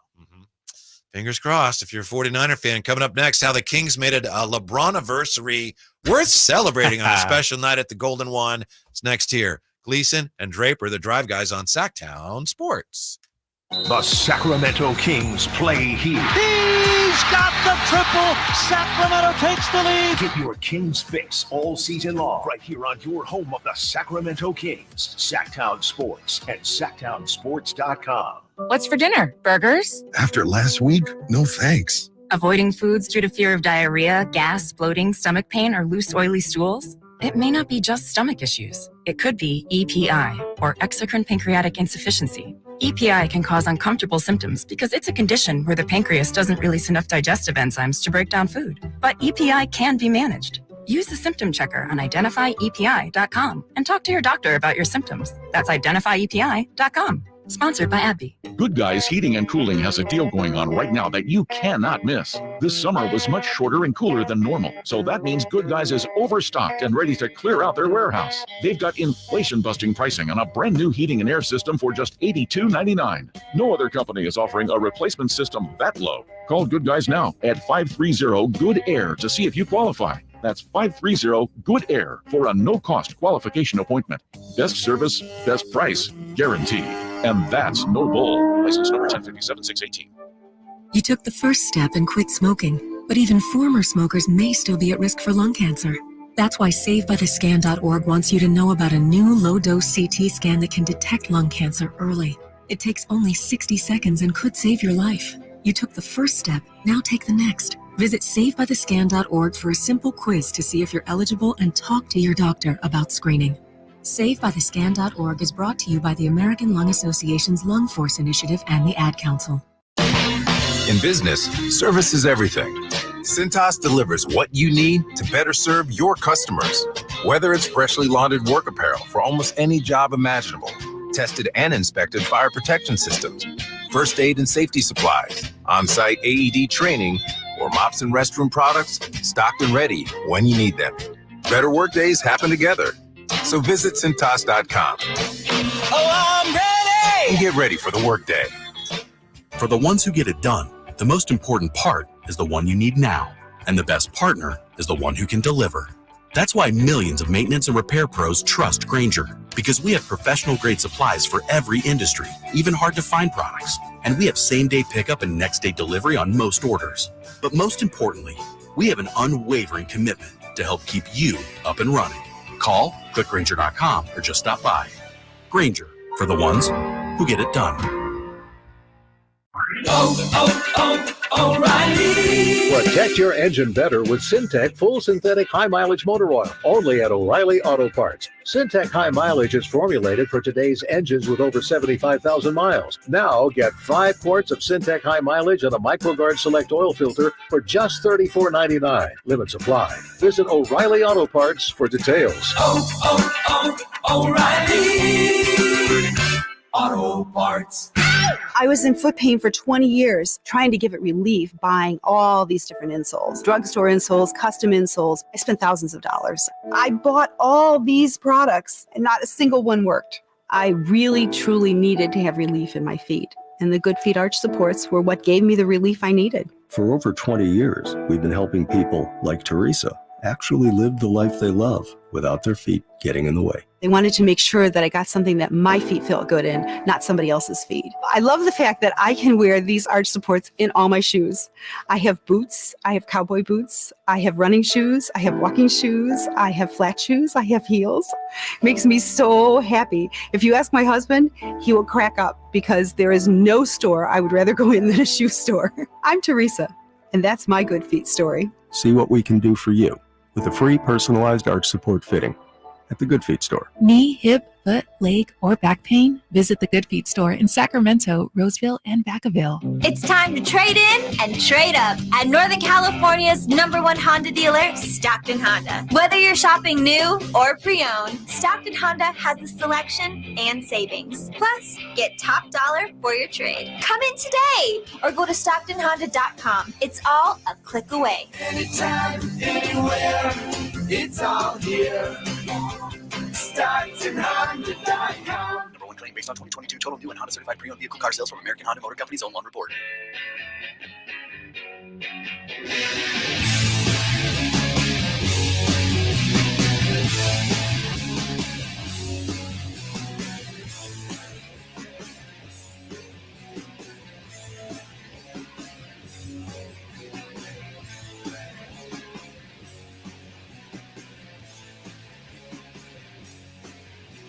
Your flagship station for the Beam Team, Sactown Sports.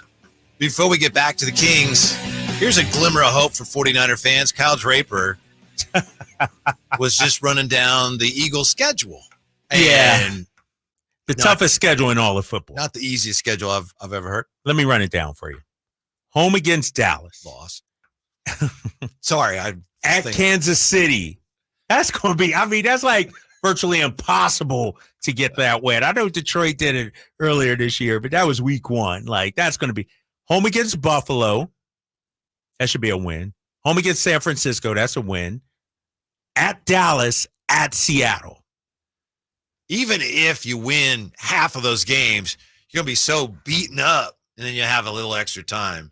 But then you close with New York, Arizona, New York. Yeah. See, so Giants, there's some hope in there. Cardinals, Giants. So, I got the Eagles 13-4 kind of season. That is a rough stretch, honestly. That's a tough stretch. Yeah. Rough. 339-1140, 1-800-920-1140. LT has been hanging on. LT, you're on with the Drive Guys. What's up? What's up, fellas? What's up? Okay, so when a coach is bad and the quarterback is bad, you got two things. Losers. So the owner of the 49ers should go to O'Reilly and get some new parts. Wow. Believe that. I said it and I meant that.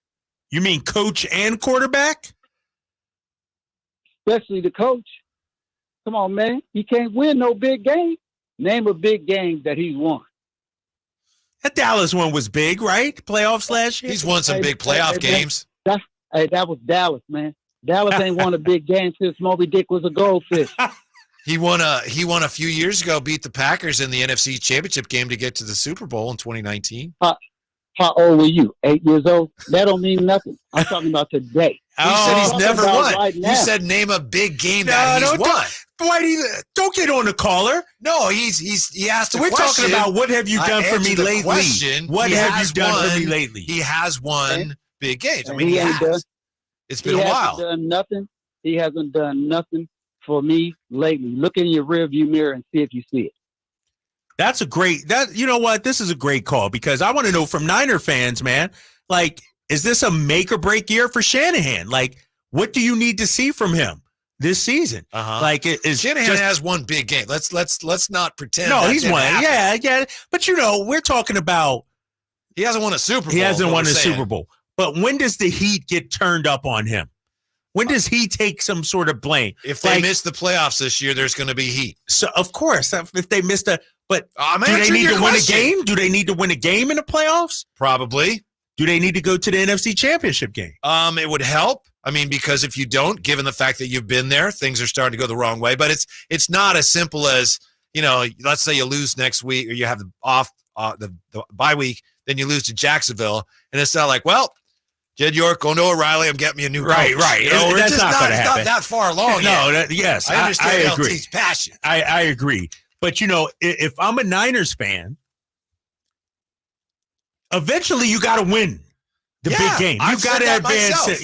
You got to get back there to the Super Bowl. And so my thing is, sure, you're great in the regular season. You could get us to the playoffs, but you got to win the big games. And if they come up short, it would be highly disappointing if they don't get it to the NFC Championship game. Especially this year. Something went terribly wrong this year. Because it was kind of unspoken that, wow, this may be their best last chance.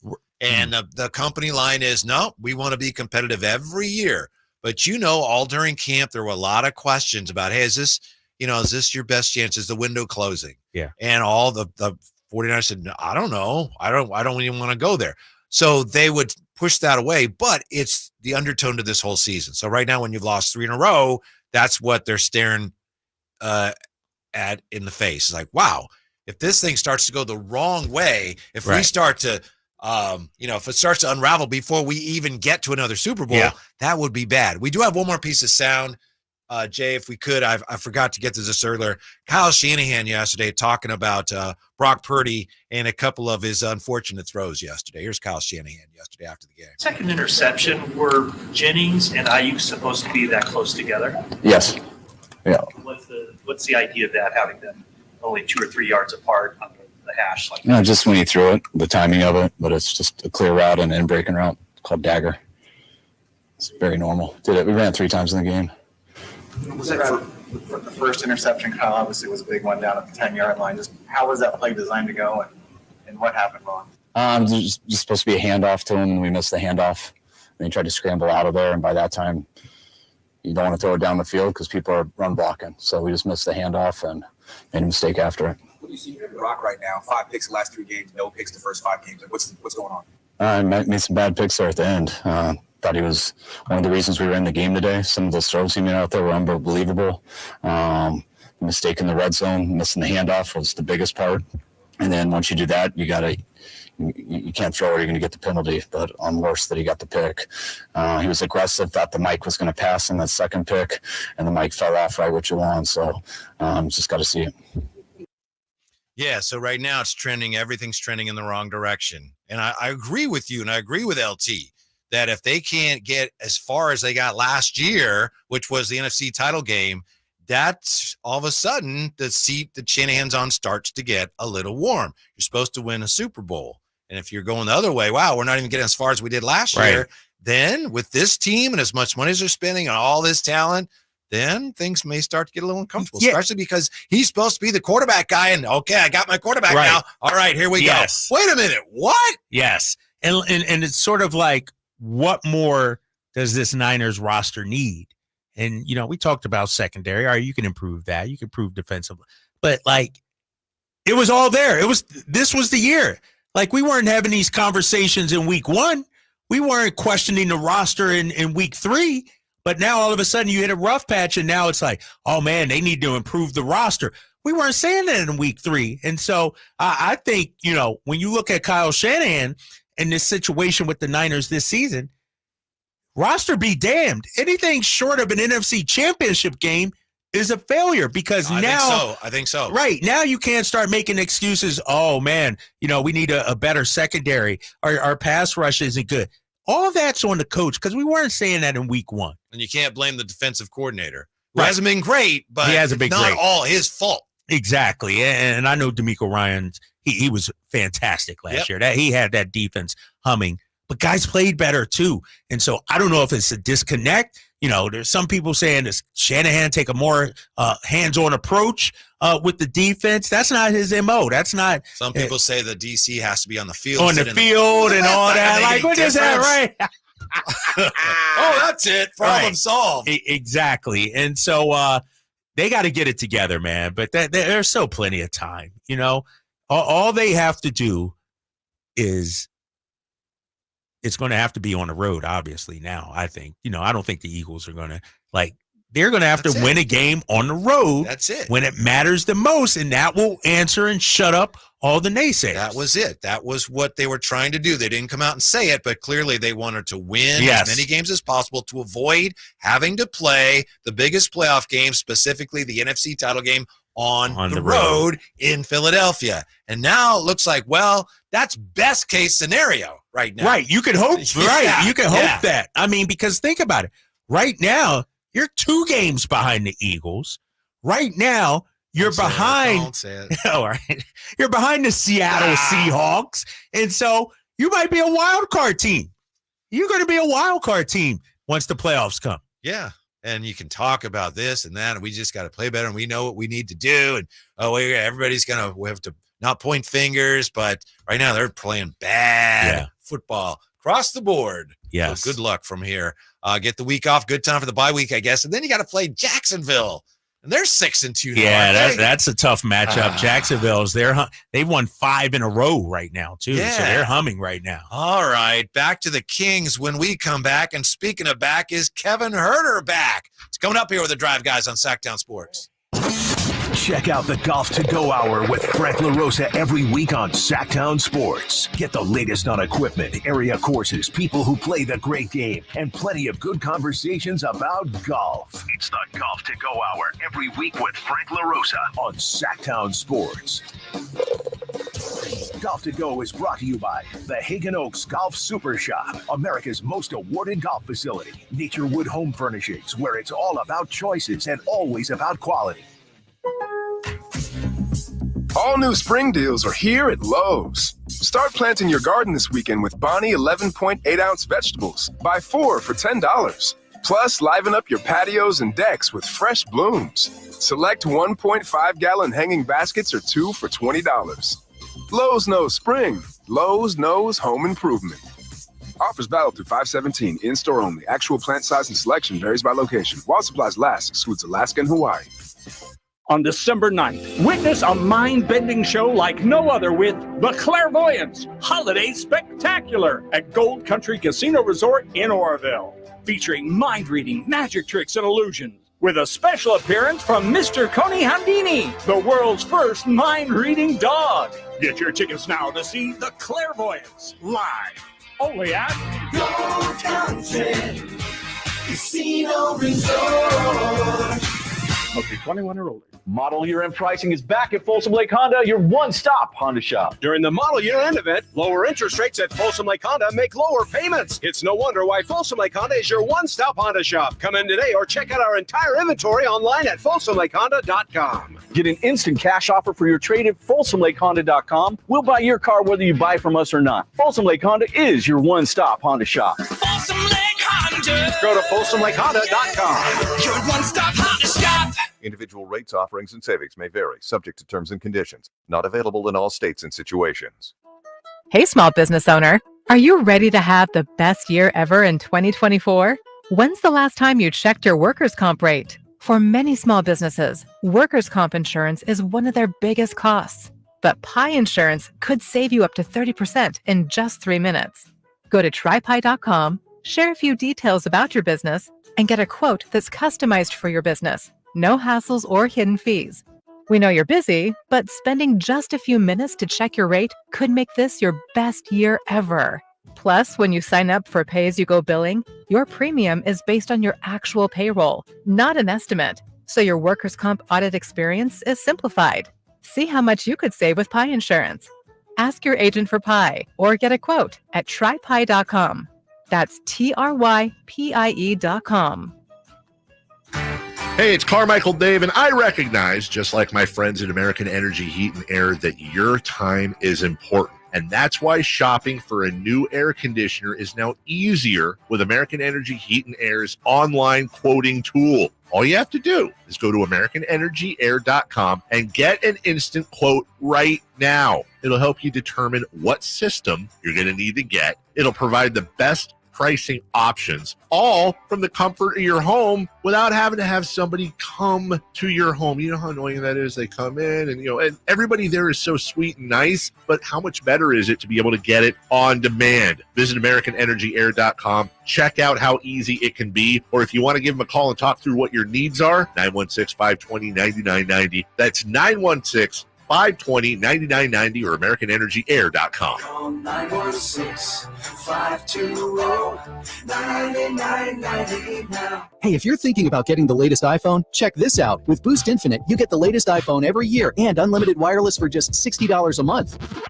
Yeah, you get the new iPhone 15 Pro with titanium. Then again, next year you get the latest iPhone. Every year. Boost Infinite. Infinitely better. To learn more, pick up your phone, dial pound 250 and say Boost Infinite. That's pound 250 and say Boost Infinite. Terms apply. After 30 gigabytes, service may be slowed. Receive a comparable iPhone model each year with an acceptable trade-in every year. Requires credit qualification and 36-month phone financing agreement. You'll have the option to receive a one-time auto-dial text message from the station's network. The glory and the greatness are only a few days away. The 40th running of the Breeders' Cup World Championships at Santa Anita is finally here. The ultimate racing showdown that every owner, trainer, and jockey around the globe has in their sights. With $31 million in purses and awards, there's a lot at stake, but only the best will claim the coveted title of World Champion. Coverage begins Friday, November 3rd on USA and continues Saturday, November 4th on USA and NBC. Visit BreedersCup.com to learn more. Ready for a sizzling football season? Take your game day parties to the next level with Napoleon Prestige Grills from Green Acres Nursery and Supply. Fire up the grill and score big with mouthwatering burgers, juicy steaks, and finger-licking wings. Napoleon Prestige Grills bring the heat and come complete with a lifetime warranty. Get your ultimate game day companion today. Visit your local Green Acres Nursery and Supply and elevate your tailgate experience with Napoleon Prestige Grills. Green Acres Nursery and Supply, your one-stop shop for grilling greatness this football season. Visit iDigGreenAcres.com for the store near you. Game on! KHTKAM Sacramento, KYMX HD2 Sacramento. From the Power Business Technology Toshiba Studios, your flagship station for the Beam Team. Should we light the beam? Light the beam, baby. Sactown Sports.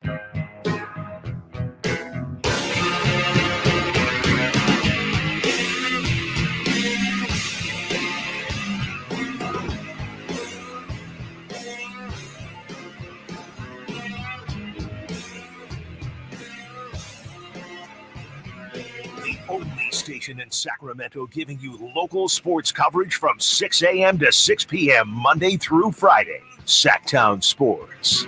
Let's just leave that fetid 49er mask where it is, right? We move on. That's, we've got a week off from that for them, but we move on with the Sacramento Kings, who last night came from behind. It was a dramatic win last night, one they desperately needed. 132-127, as you know, over the Lakers in overtime. Malik Monk saving the day. Yeah, Malik Monk has been a revelation ever since he came here. And one thing we know about Malik Monk, he's a gamer. He's not going to shy away from the big moment. He embraces that. And when Fox went out, Malik took over. He had big shots, obviously making plays with the pass as well. And he's going to have a huge role with De'Aaron Fox out. Probably, he's going to miss a few games. And so, but that's what this team is built for, right? Monty McNair up the depth. Maybe we'll see Kobe Jones, Chris Duarte will get more minutes. And so that was a tremendous win last night. And I'm looking at the box score right here. 6 players in double figures. Malik Monk, 22, 7 of 17, 4 of 9 shooting. He was tremendous, had the 3 assists, and he was tremendous, I thought, last night. And without him, you don't win that game. You do not win that game. Is Kevin Huerter back? I don't want to say that. I want to give him the benefit of the doubt, Whitey. When you look at what he did yesterday, he hit the big 3. He played great defense, I thought. Dished the rock as well, rebounded the ball, had 4 assists, 7 rebounds. But you're right, because for him, those numbers last year, that would have been a bad night. That would have been a bad night. He was 4 of 12 shooting.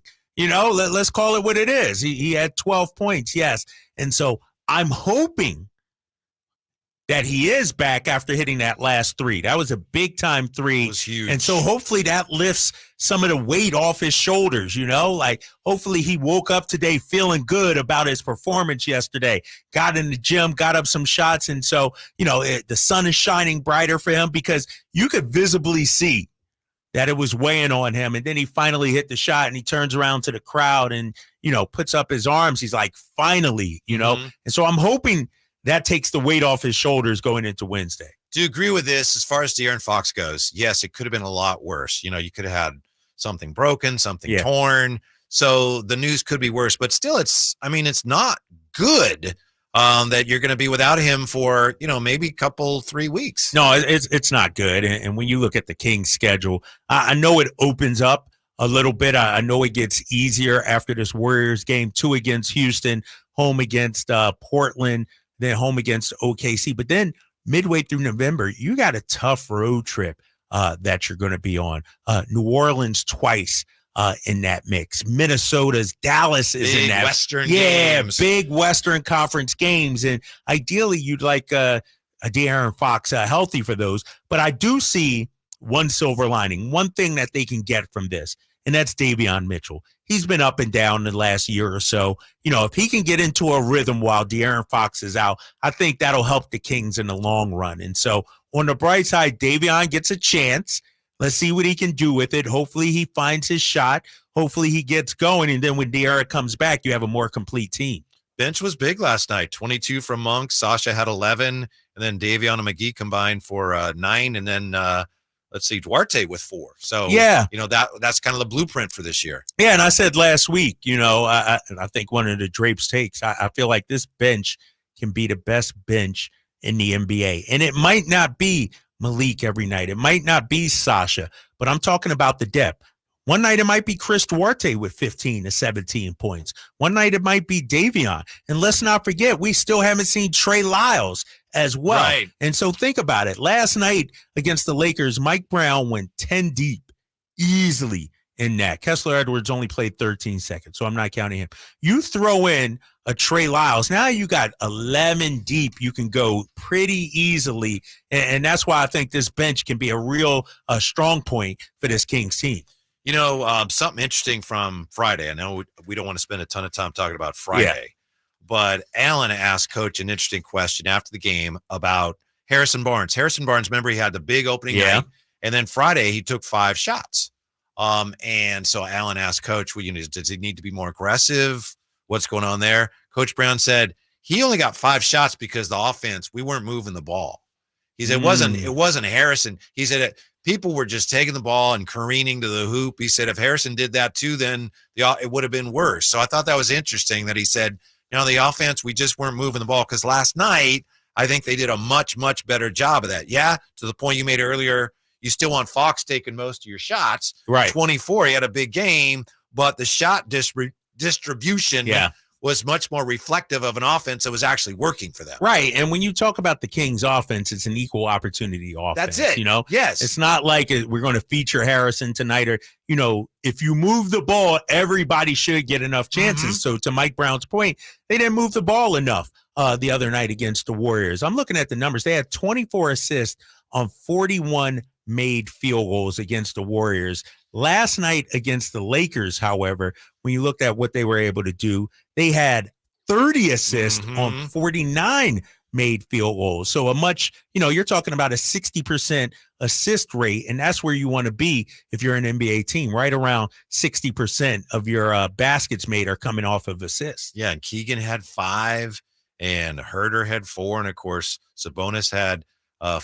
Sabonis, I know he fouled out last night, and he scored 12, but he had 15 rebounds. That was a battle for him against Anthony Davis. And I thought, the fouls are unfortunate, but I thought he played a good game overall. No, those were 2 of the top 5, top 6 big men in the entire NBA going head to head. And I thought he battled out there. Yeah. He only took 8 shots. Right. And so that goes back to what we were talking about, equal opportunity. But he had his hands full with Anthony Davis. And I thought he did a tremendous job.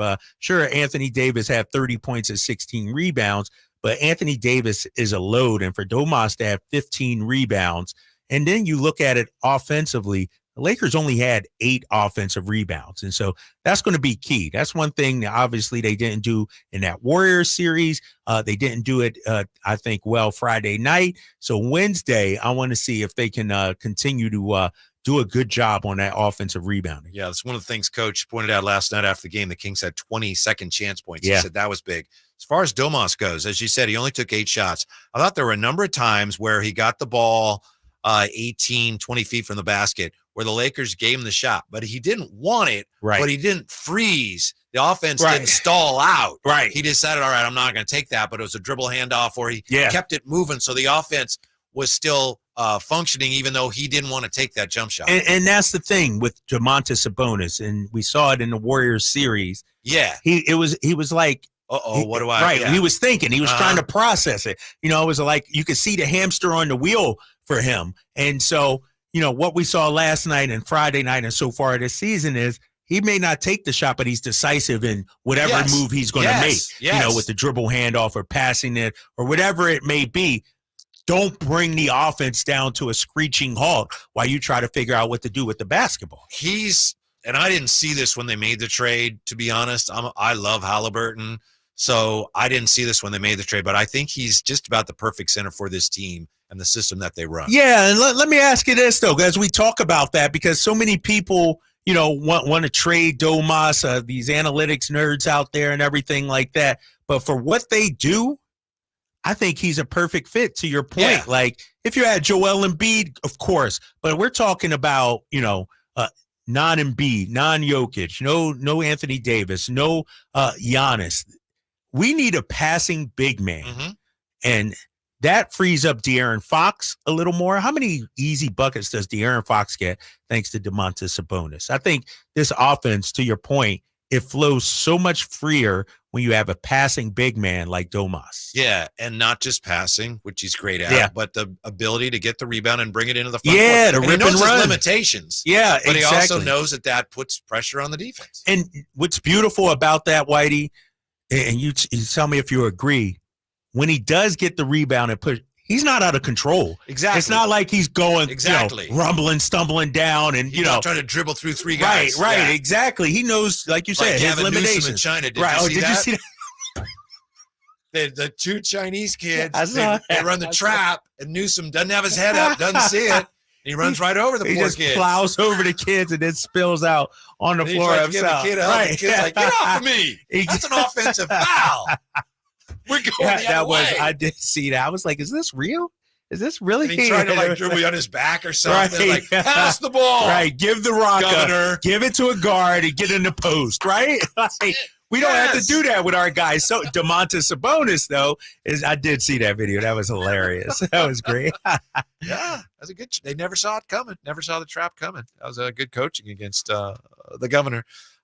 So onward and upward for the Kings. It just, and I know I've said this about a million times, it kills me that they get the Warriors again without De'Aaron Fox. No De'Aaron Fox for the Warrior game. You know, De'Aaron Fox and Draymond is back for Golden State. And so, this game, I don't know. I'm going to go into it Wednesday. I'm on the call for this game on Wednesday. It loses a little bit of its luster now, because by the way, Steph gave your boy Dylan Brooks a little. Oh, did you see that? Oh yeah, Steph was playing around with him. That's I'll see. I'm gonna give Dylan a shout out on this weekend when I get to see him. Why do you take so much glee in that? Why? I just think it's funny. Apparently, Steph said something like, "I remember what you said. I've got something for you," and I don't even know what he's talking about. Could have been a number of things, but then the whole Home Alone, right? Yeah, Steph is the guy you can't talk to. Like you can't. Because he's always going to win. Like, he's just that good. He is in defense. Like that, right. I don't – maybe in his old age now. No, he's going back at his critics and Dylan Brooks. Why are you poking the bear? Because you like Dylan Brooks. I know. I like it. But if you do that, you got to back it up, right? Yeah. If you're going to talk trash, you're going to get all up in Steph Curry's face and everything. Like, you got to shut him down. Instead, you look like a fool, and that's what happened. All right. We're taking one more time out. With you till 4:30 today, but when we come right back, still got some pizza left in the box. We'll tell you how the Kings made it a LeBron anniversary. We're celebrating. Drive Guys on Sactown Sports. Has Monty put together a roster that can help make a deep playoff run this season? Just trying to give coach options, give him guys that can help us win in a variety of areas. Obviously, our top guys are going to play every game, but there's going to be other times, whether it's injuries, matchups, we've got to have some variety on the bench for coach to point to and say, go in there and help us win. Tune into every Kings game this season on Sactown Sports and SactownSports.com.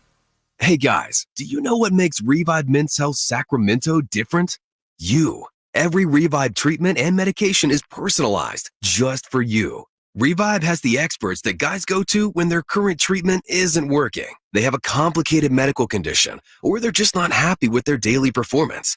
Since 2011, they've helped thousands of local men suffering with the symptoms of low T and ED. Their goal is simple: to get to the bottom of your issues and fix them. Your best performance requires more than generic ED medications or a low-dose testosterone booster at a low-ball price like you find online. Revive medications are custom compounded, affordable, and guaranteed to resolve your issues. Stop dealing with the symptoms of low T or ED. Book your free T-check and exam and save $199 today. Call 916-277-8599. That's 916-277-8599. Or visit us at revivemenshealth.com.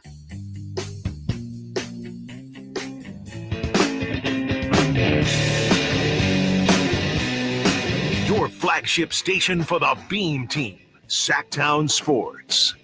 Light the beam. What'd you think of Kevin Huerter's choice last night to light the beam? I love it because this is an organization and we're all in this together. The whole world knows Kevin Huerter has been struggling. He hits the big shot. And so, like I said earlier, the guy can go to sleep last night with a smile on his face, feels like he's contributing. For the first time since the regular season of last year, he can say, you know what? I helped this team win. I showed up. Yeah. And then, he lights the beam last night, gets the defensive player of the game change. It wasn't about last night.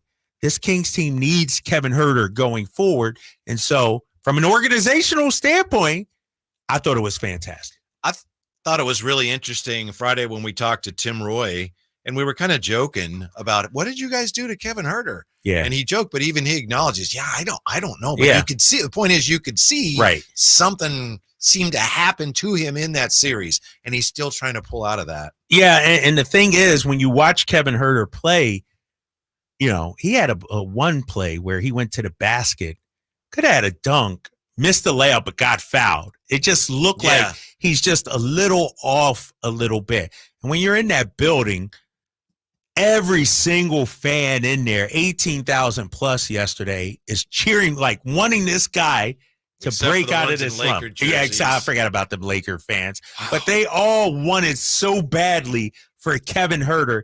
And when he hit that shot, man, it was just like, we can all rejoice. And so now it needs to carry over. That's the thing about the NBA, right? Yeah. It's So, short-lived.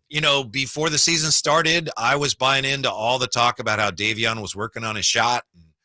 I've noticed in the past that guy has a nice-looking shot that should be more effective. So I'm looking forward to seeing what he can do here if, as you suggest, and it makes sense, Davion is the guy who ends up starting here while De'Aaron Fox is recuperating, however long that takes. Yeah, and, along the lines of Kevin Huerter, with Davion, I want it so badly for him because this dude is putting in the work.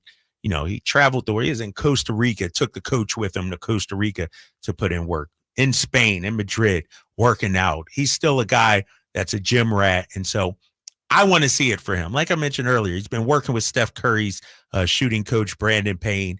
He said they tweaked some things. We saw earlier in the preseason that 4-3-pointer game.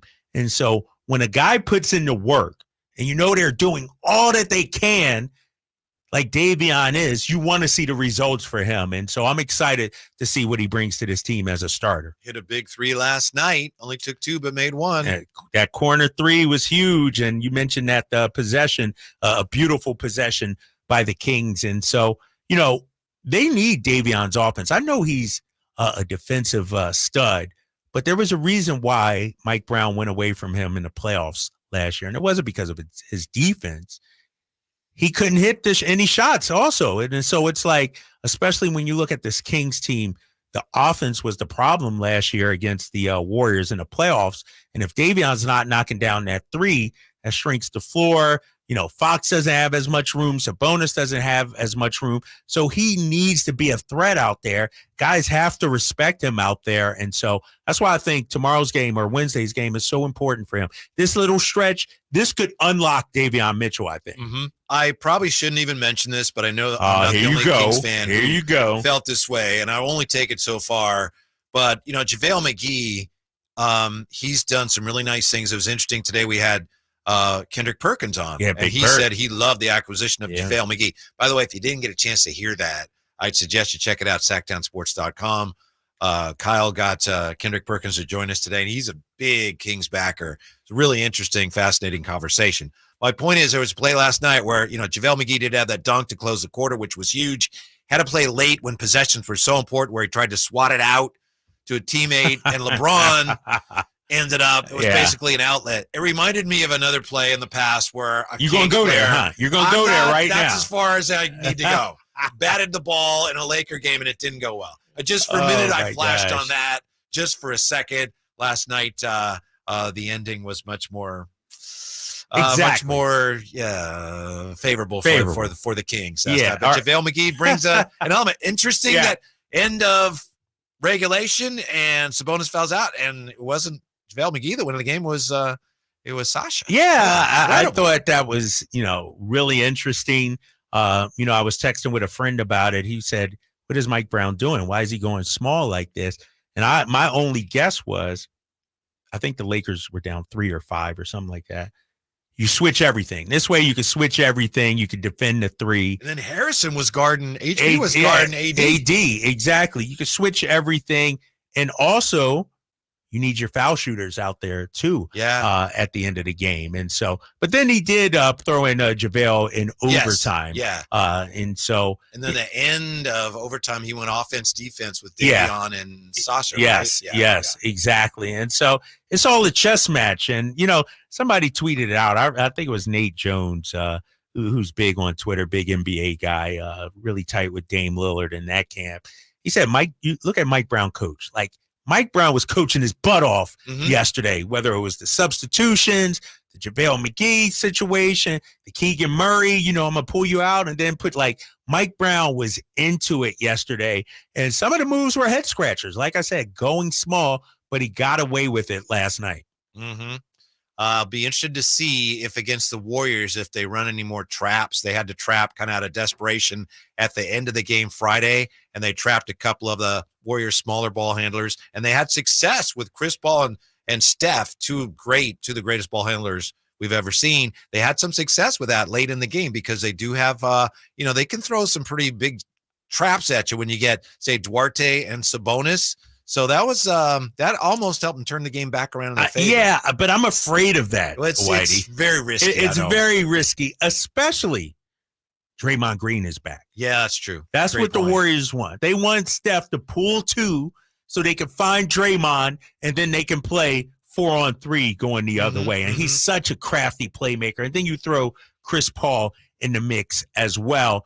Somebody was saying, why don't we go with the double big lineup? But we didn't see it last night. Remember, the Lakers had Christian Wood and Anthony Davis out there. We touched on it Friday, and yeah. I give you credit from the get-go. You said, nope, no, thank you. I don't want to see it. I can't. And so they didn't do it that game. I just can't see it happening. But, against the Warriors, how do you slow them down? The problem with the matchup with the Warriors, now that I think about it, we want to play at a fast pace. Warriors are great at it. They're, you get into a shootout with Steph Curry, most of the time you're going to lose that. And Klay Thompson. Was Chris, they play maybe a little slower sometimes.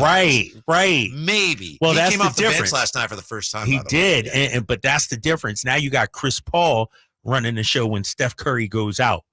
A much more secure ball handler. And so I thought, Friday when you watch that game, the Kings didn't win the non-Steph Curry minutes. When Steph Curry went to the bench, the Kings didn't capitalize on that. And I think that's the difference between, what the Warriors did in the past when you had Jordan Poole, is that Steph went out, it became a turnover fest. You can really make some ground up. Now with Chris Paul, in that Warriors game, he had 10 points, 12 assists, 3 steals. He did have 3 turnovers, but they're a much more sure-handed team with Chris Paul out there. Did you see what your guy Jordan Poole did over the weekend? No, I didn't. My guy, he must have went 2 of 30 or something. I don't know what his numbers were, but he took a shot from the corner. Oh, yeah. And he turned around.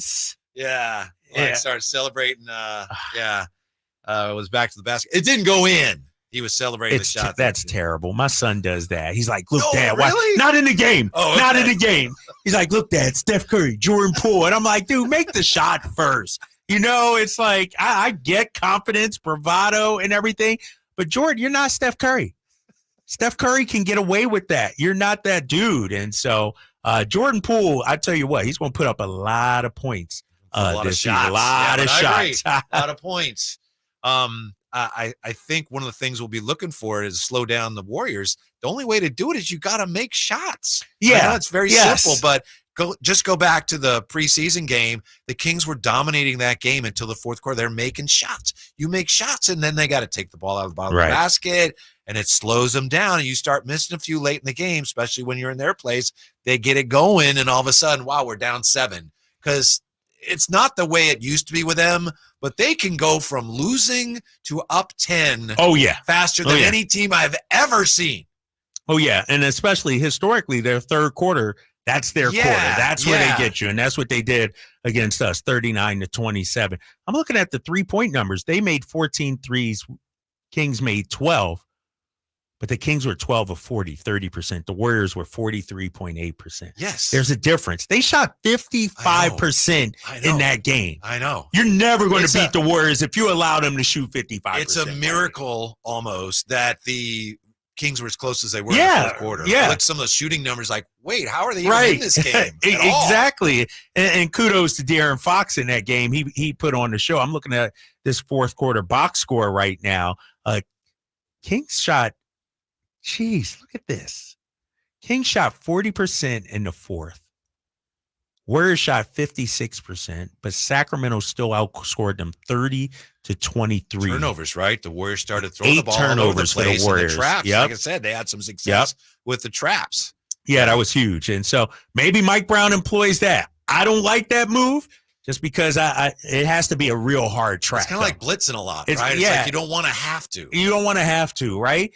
Maybe with Davion's possibly starting Wednesday, that'll be an interesting matchup. Davion and Steph Curry. like I said, they worked out this off season, and so that'll be an interesting matchup. So we'll be back with you tomorrow. I'm sure by tomorrow, the 49ers will have everything all sorted out, right? They'll have explanations. In a couple weeks. In a couple weeks, we'll find out about that. We'll have the latest. If there's anything new, of course, on De'Aaron Fox, fingers crossed. It's just going to be a matter of weeks here, and we'll get you, we'll get ready for Wednesday night's game, and we'll be looking at tonight's Monday night contest as well, with the Raiders getting ready to take on the Lions. Yeah, big game for the Lions, right? They need to bounce back and get it together. And Jimmy Garoppolo was warming up, so I believe he's starting. So we'll react to that. And I'm looking forward to Wednesday's game, man. I want to come in tomorrow, and I'm going to have the blueprint on how you beat the Golden State Warriors. Because they need to get this win on Wednesday. Yeah. You got to beat the Warriors sometimes, Warriors playing right? the Pelicans tonight, so I'll scout them. Yes. You'll scout them. All right. Thanks for being with us. We've got the Lions and the Raiders for you. Monday Night Football next right here on Sactown.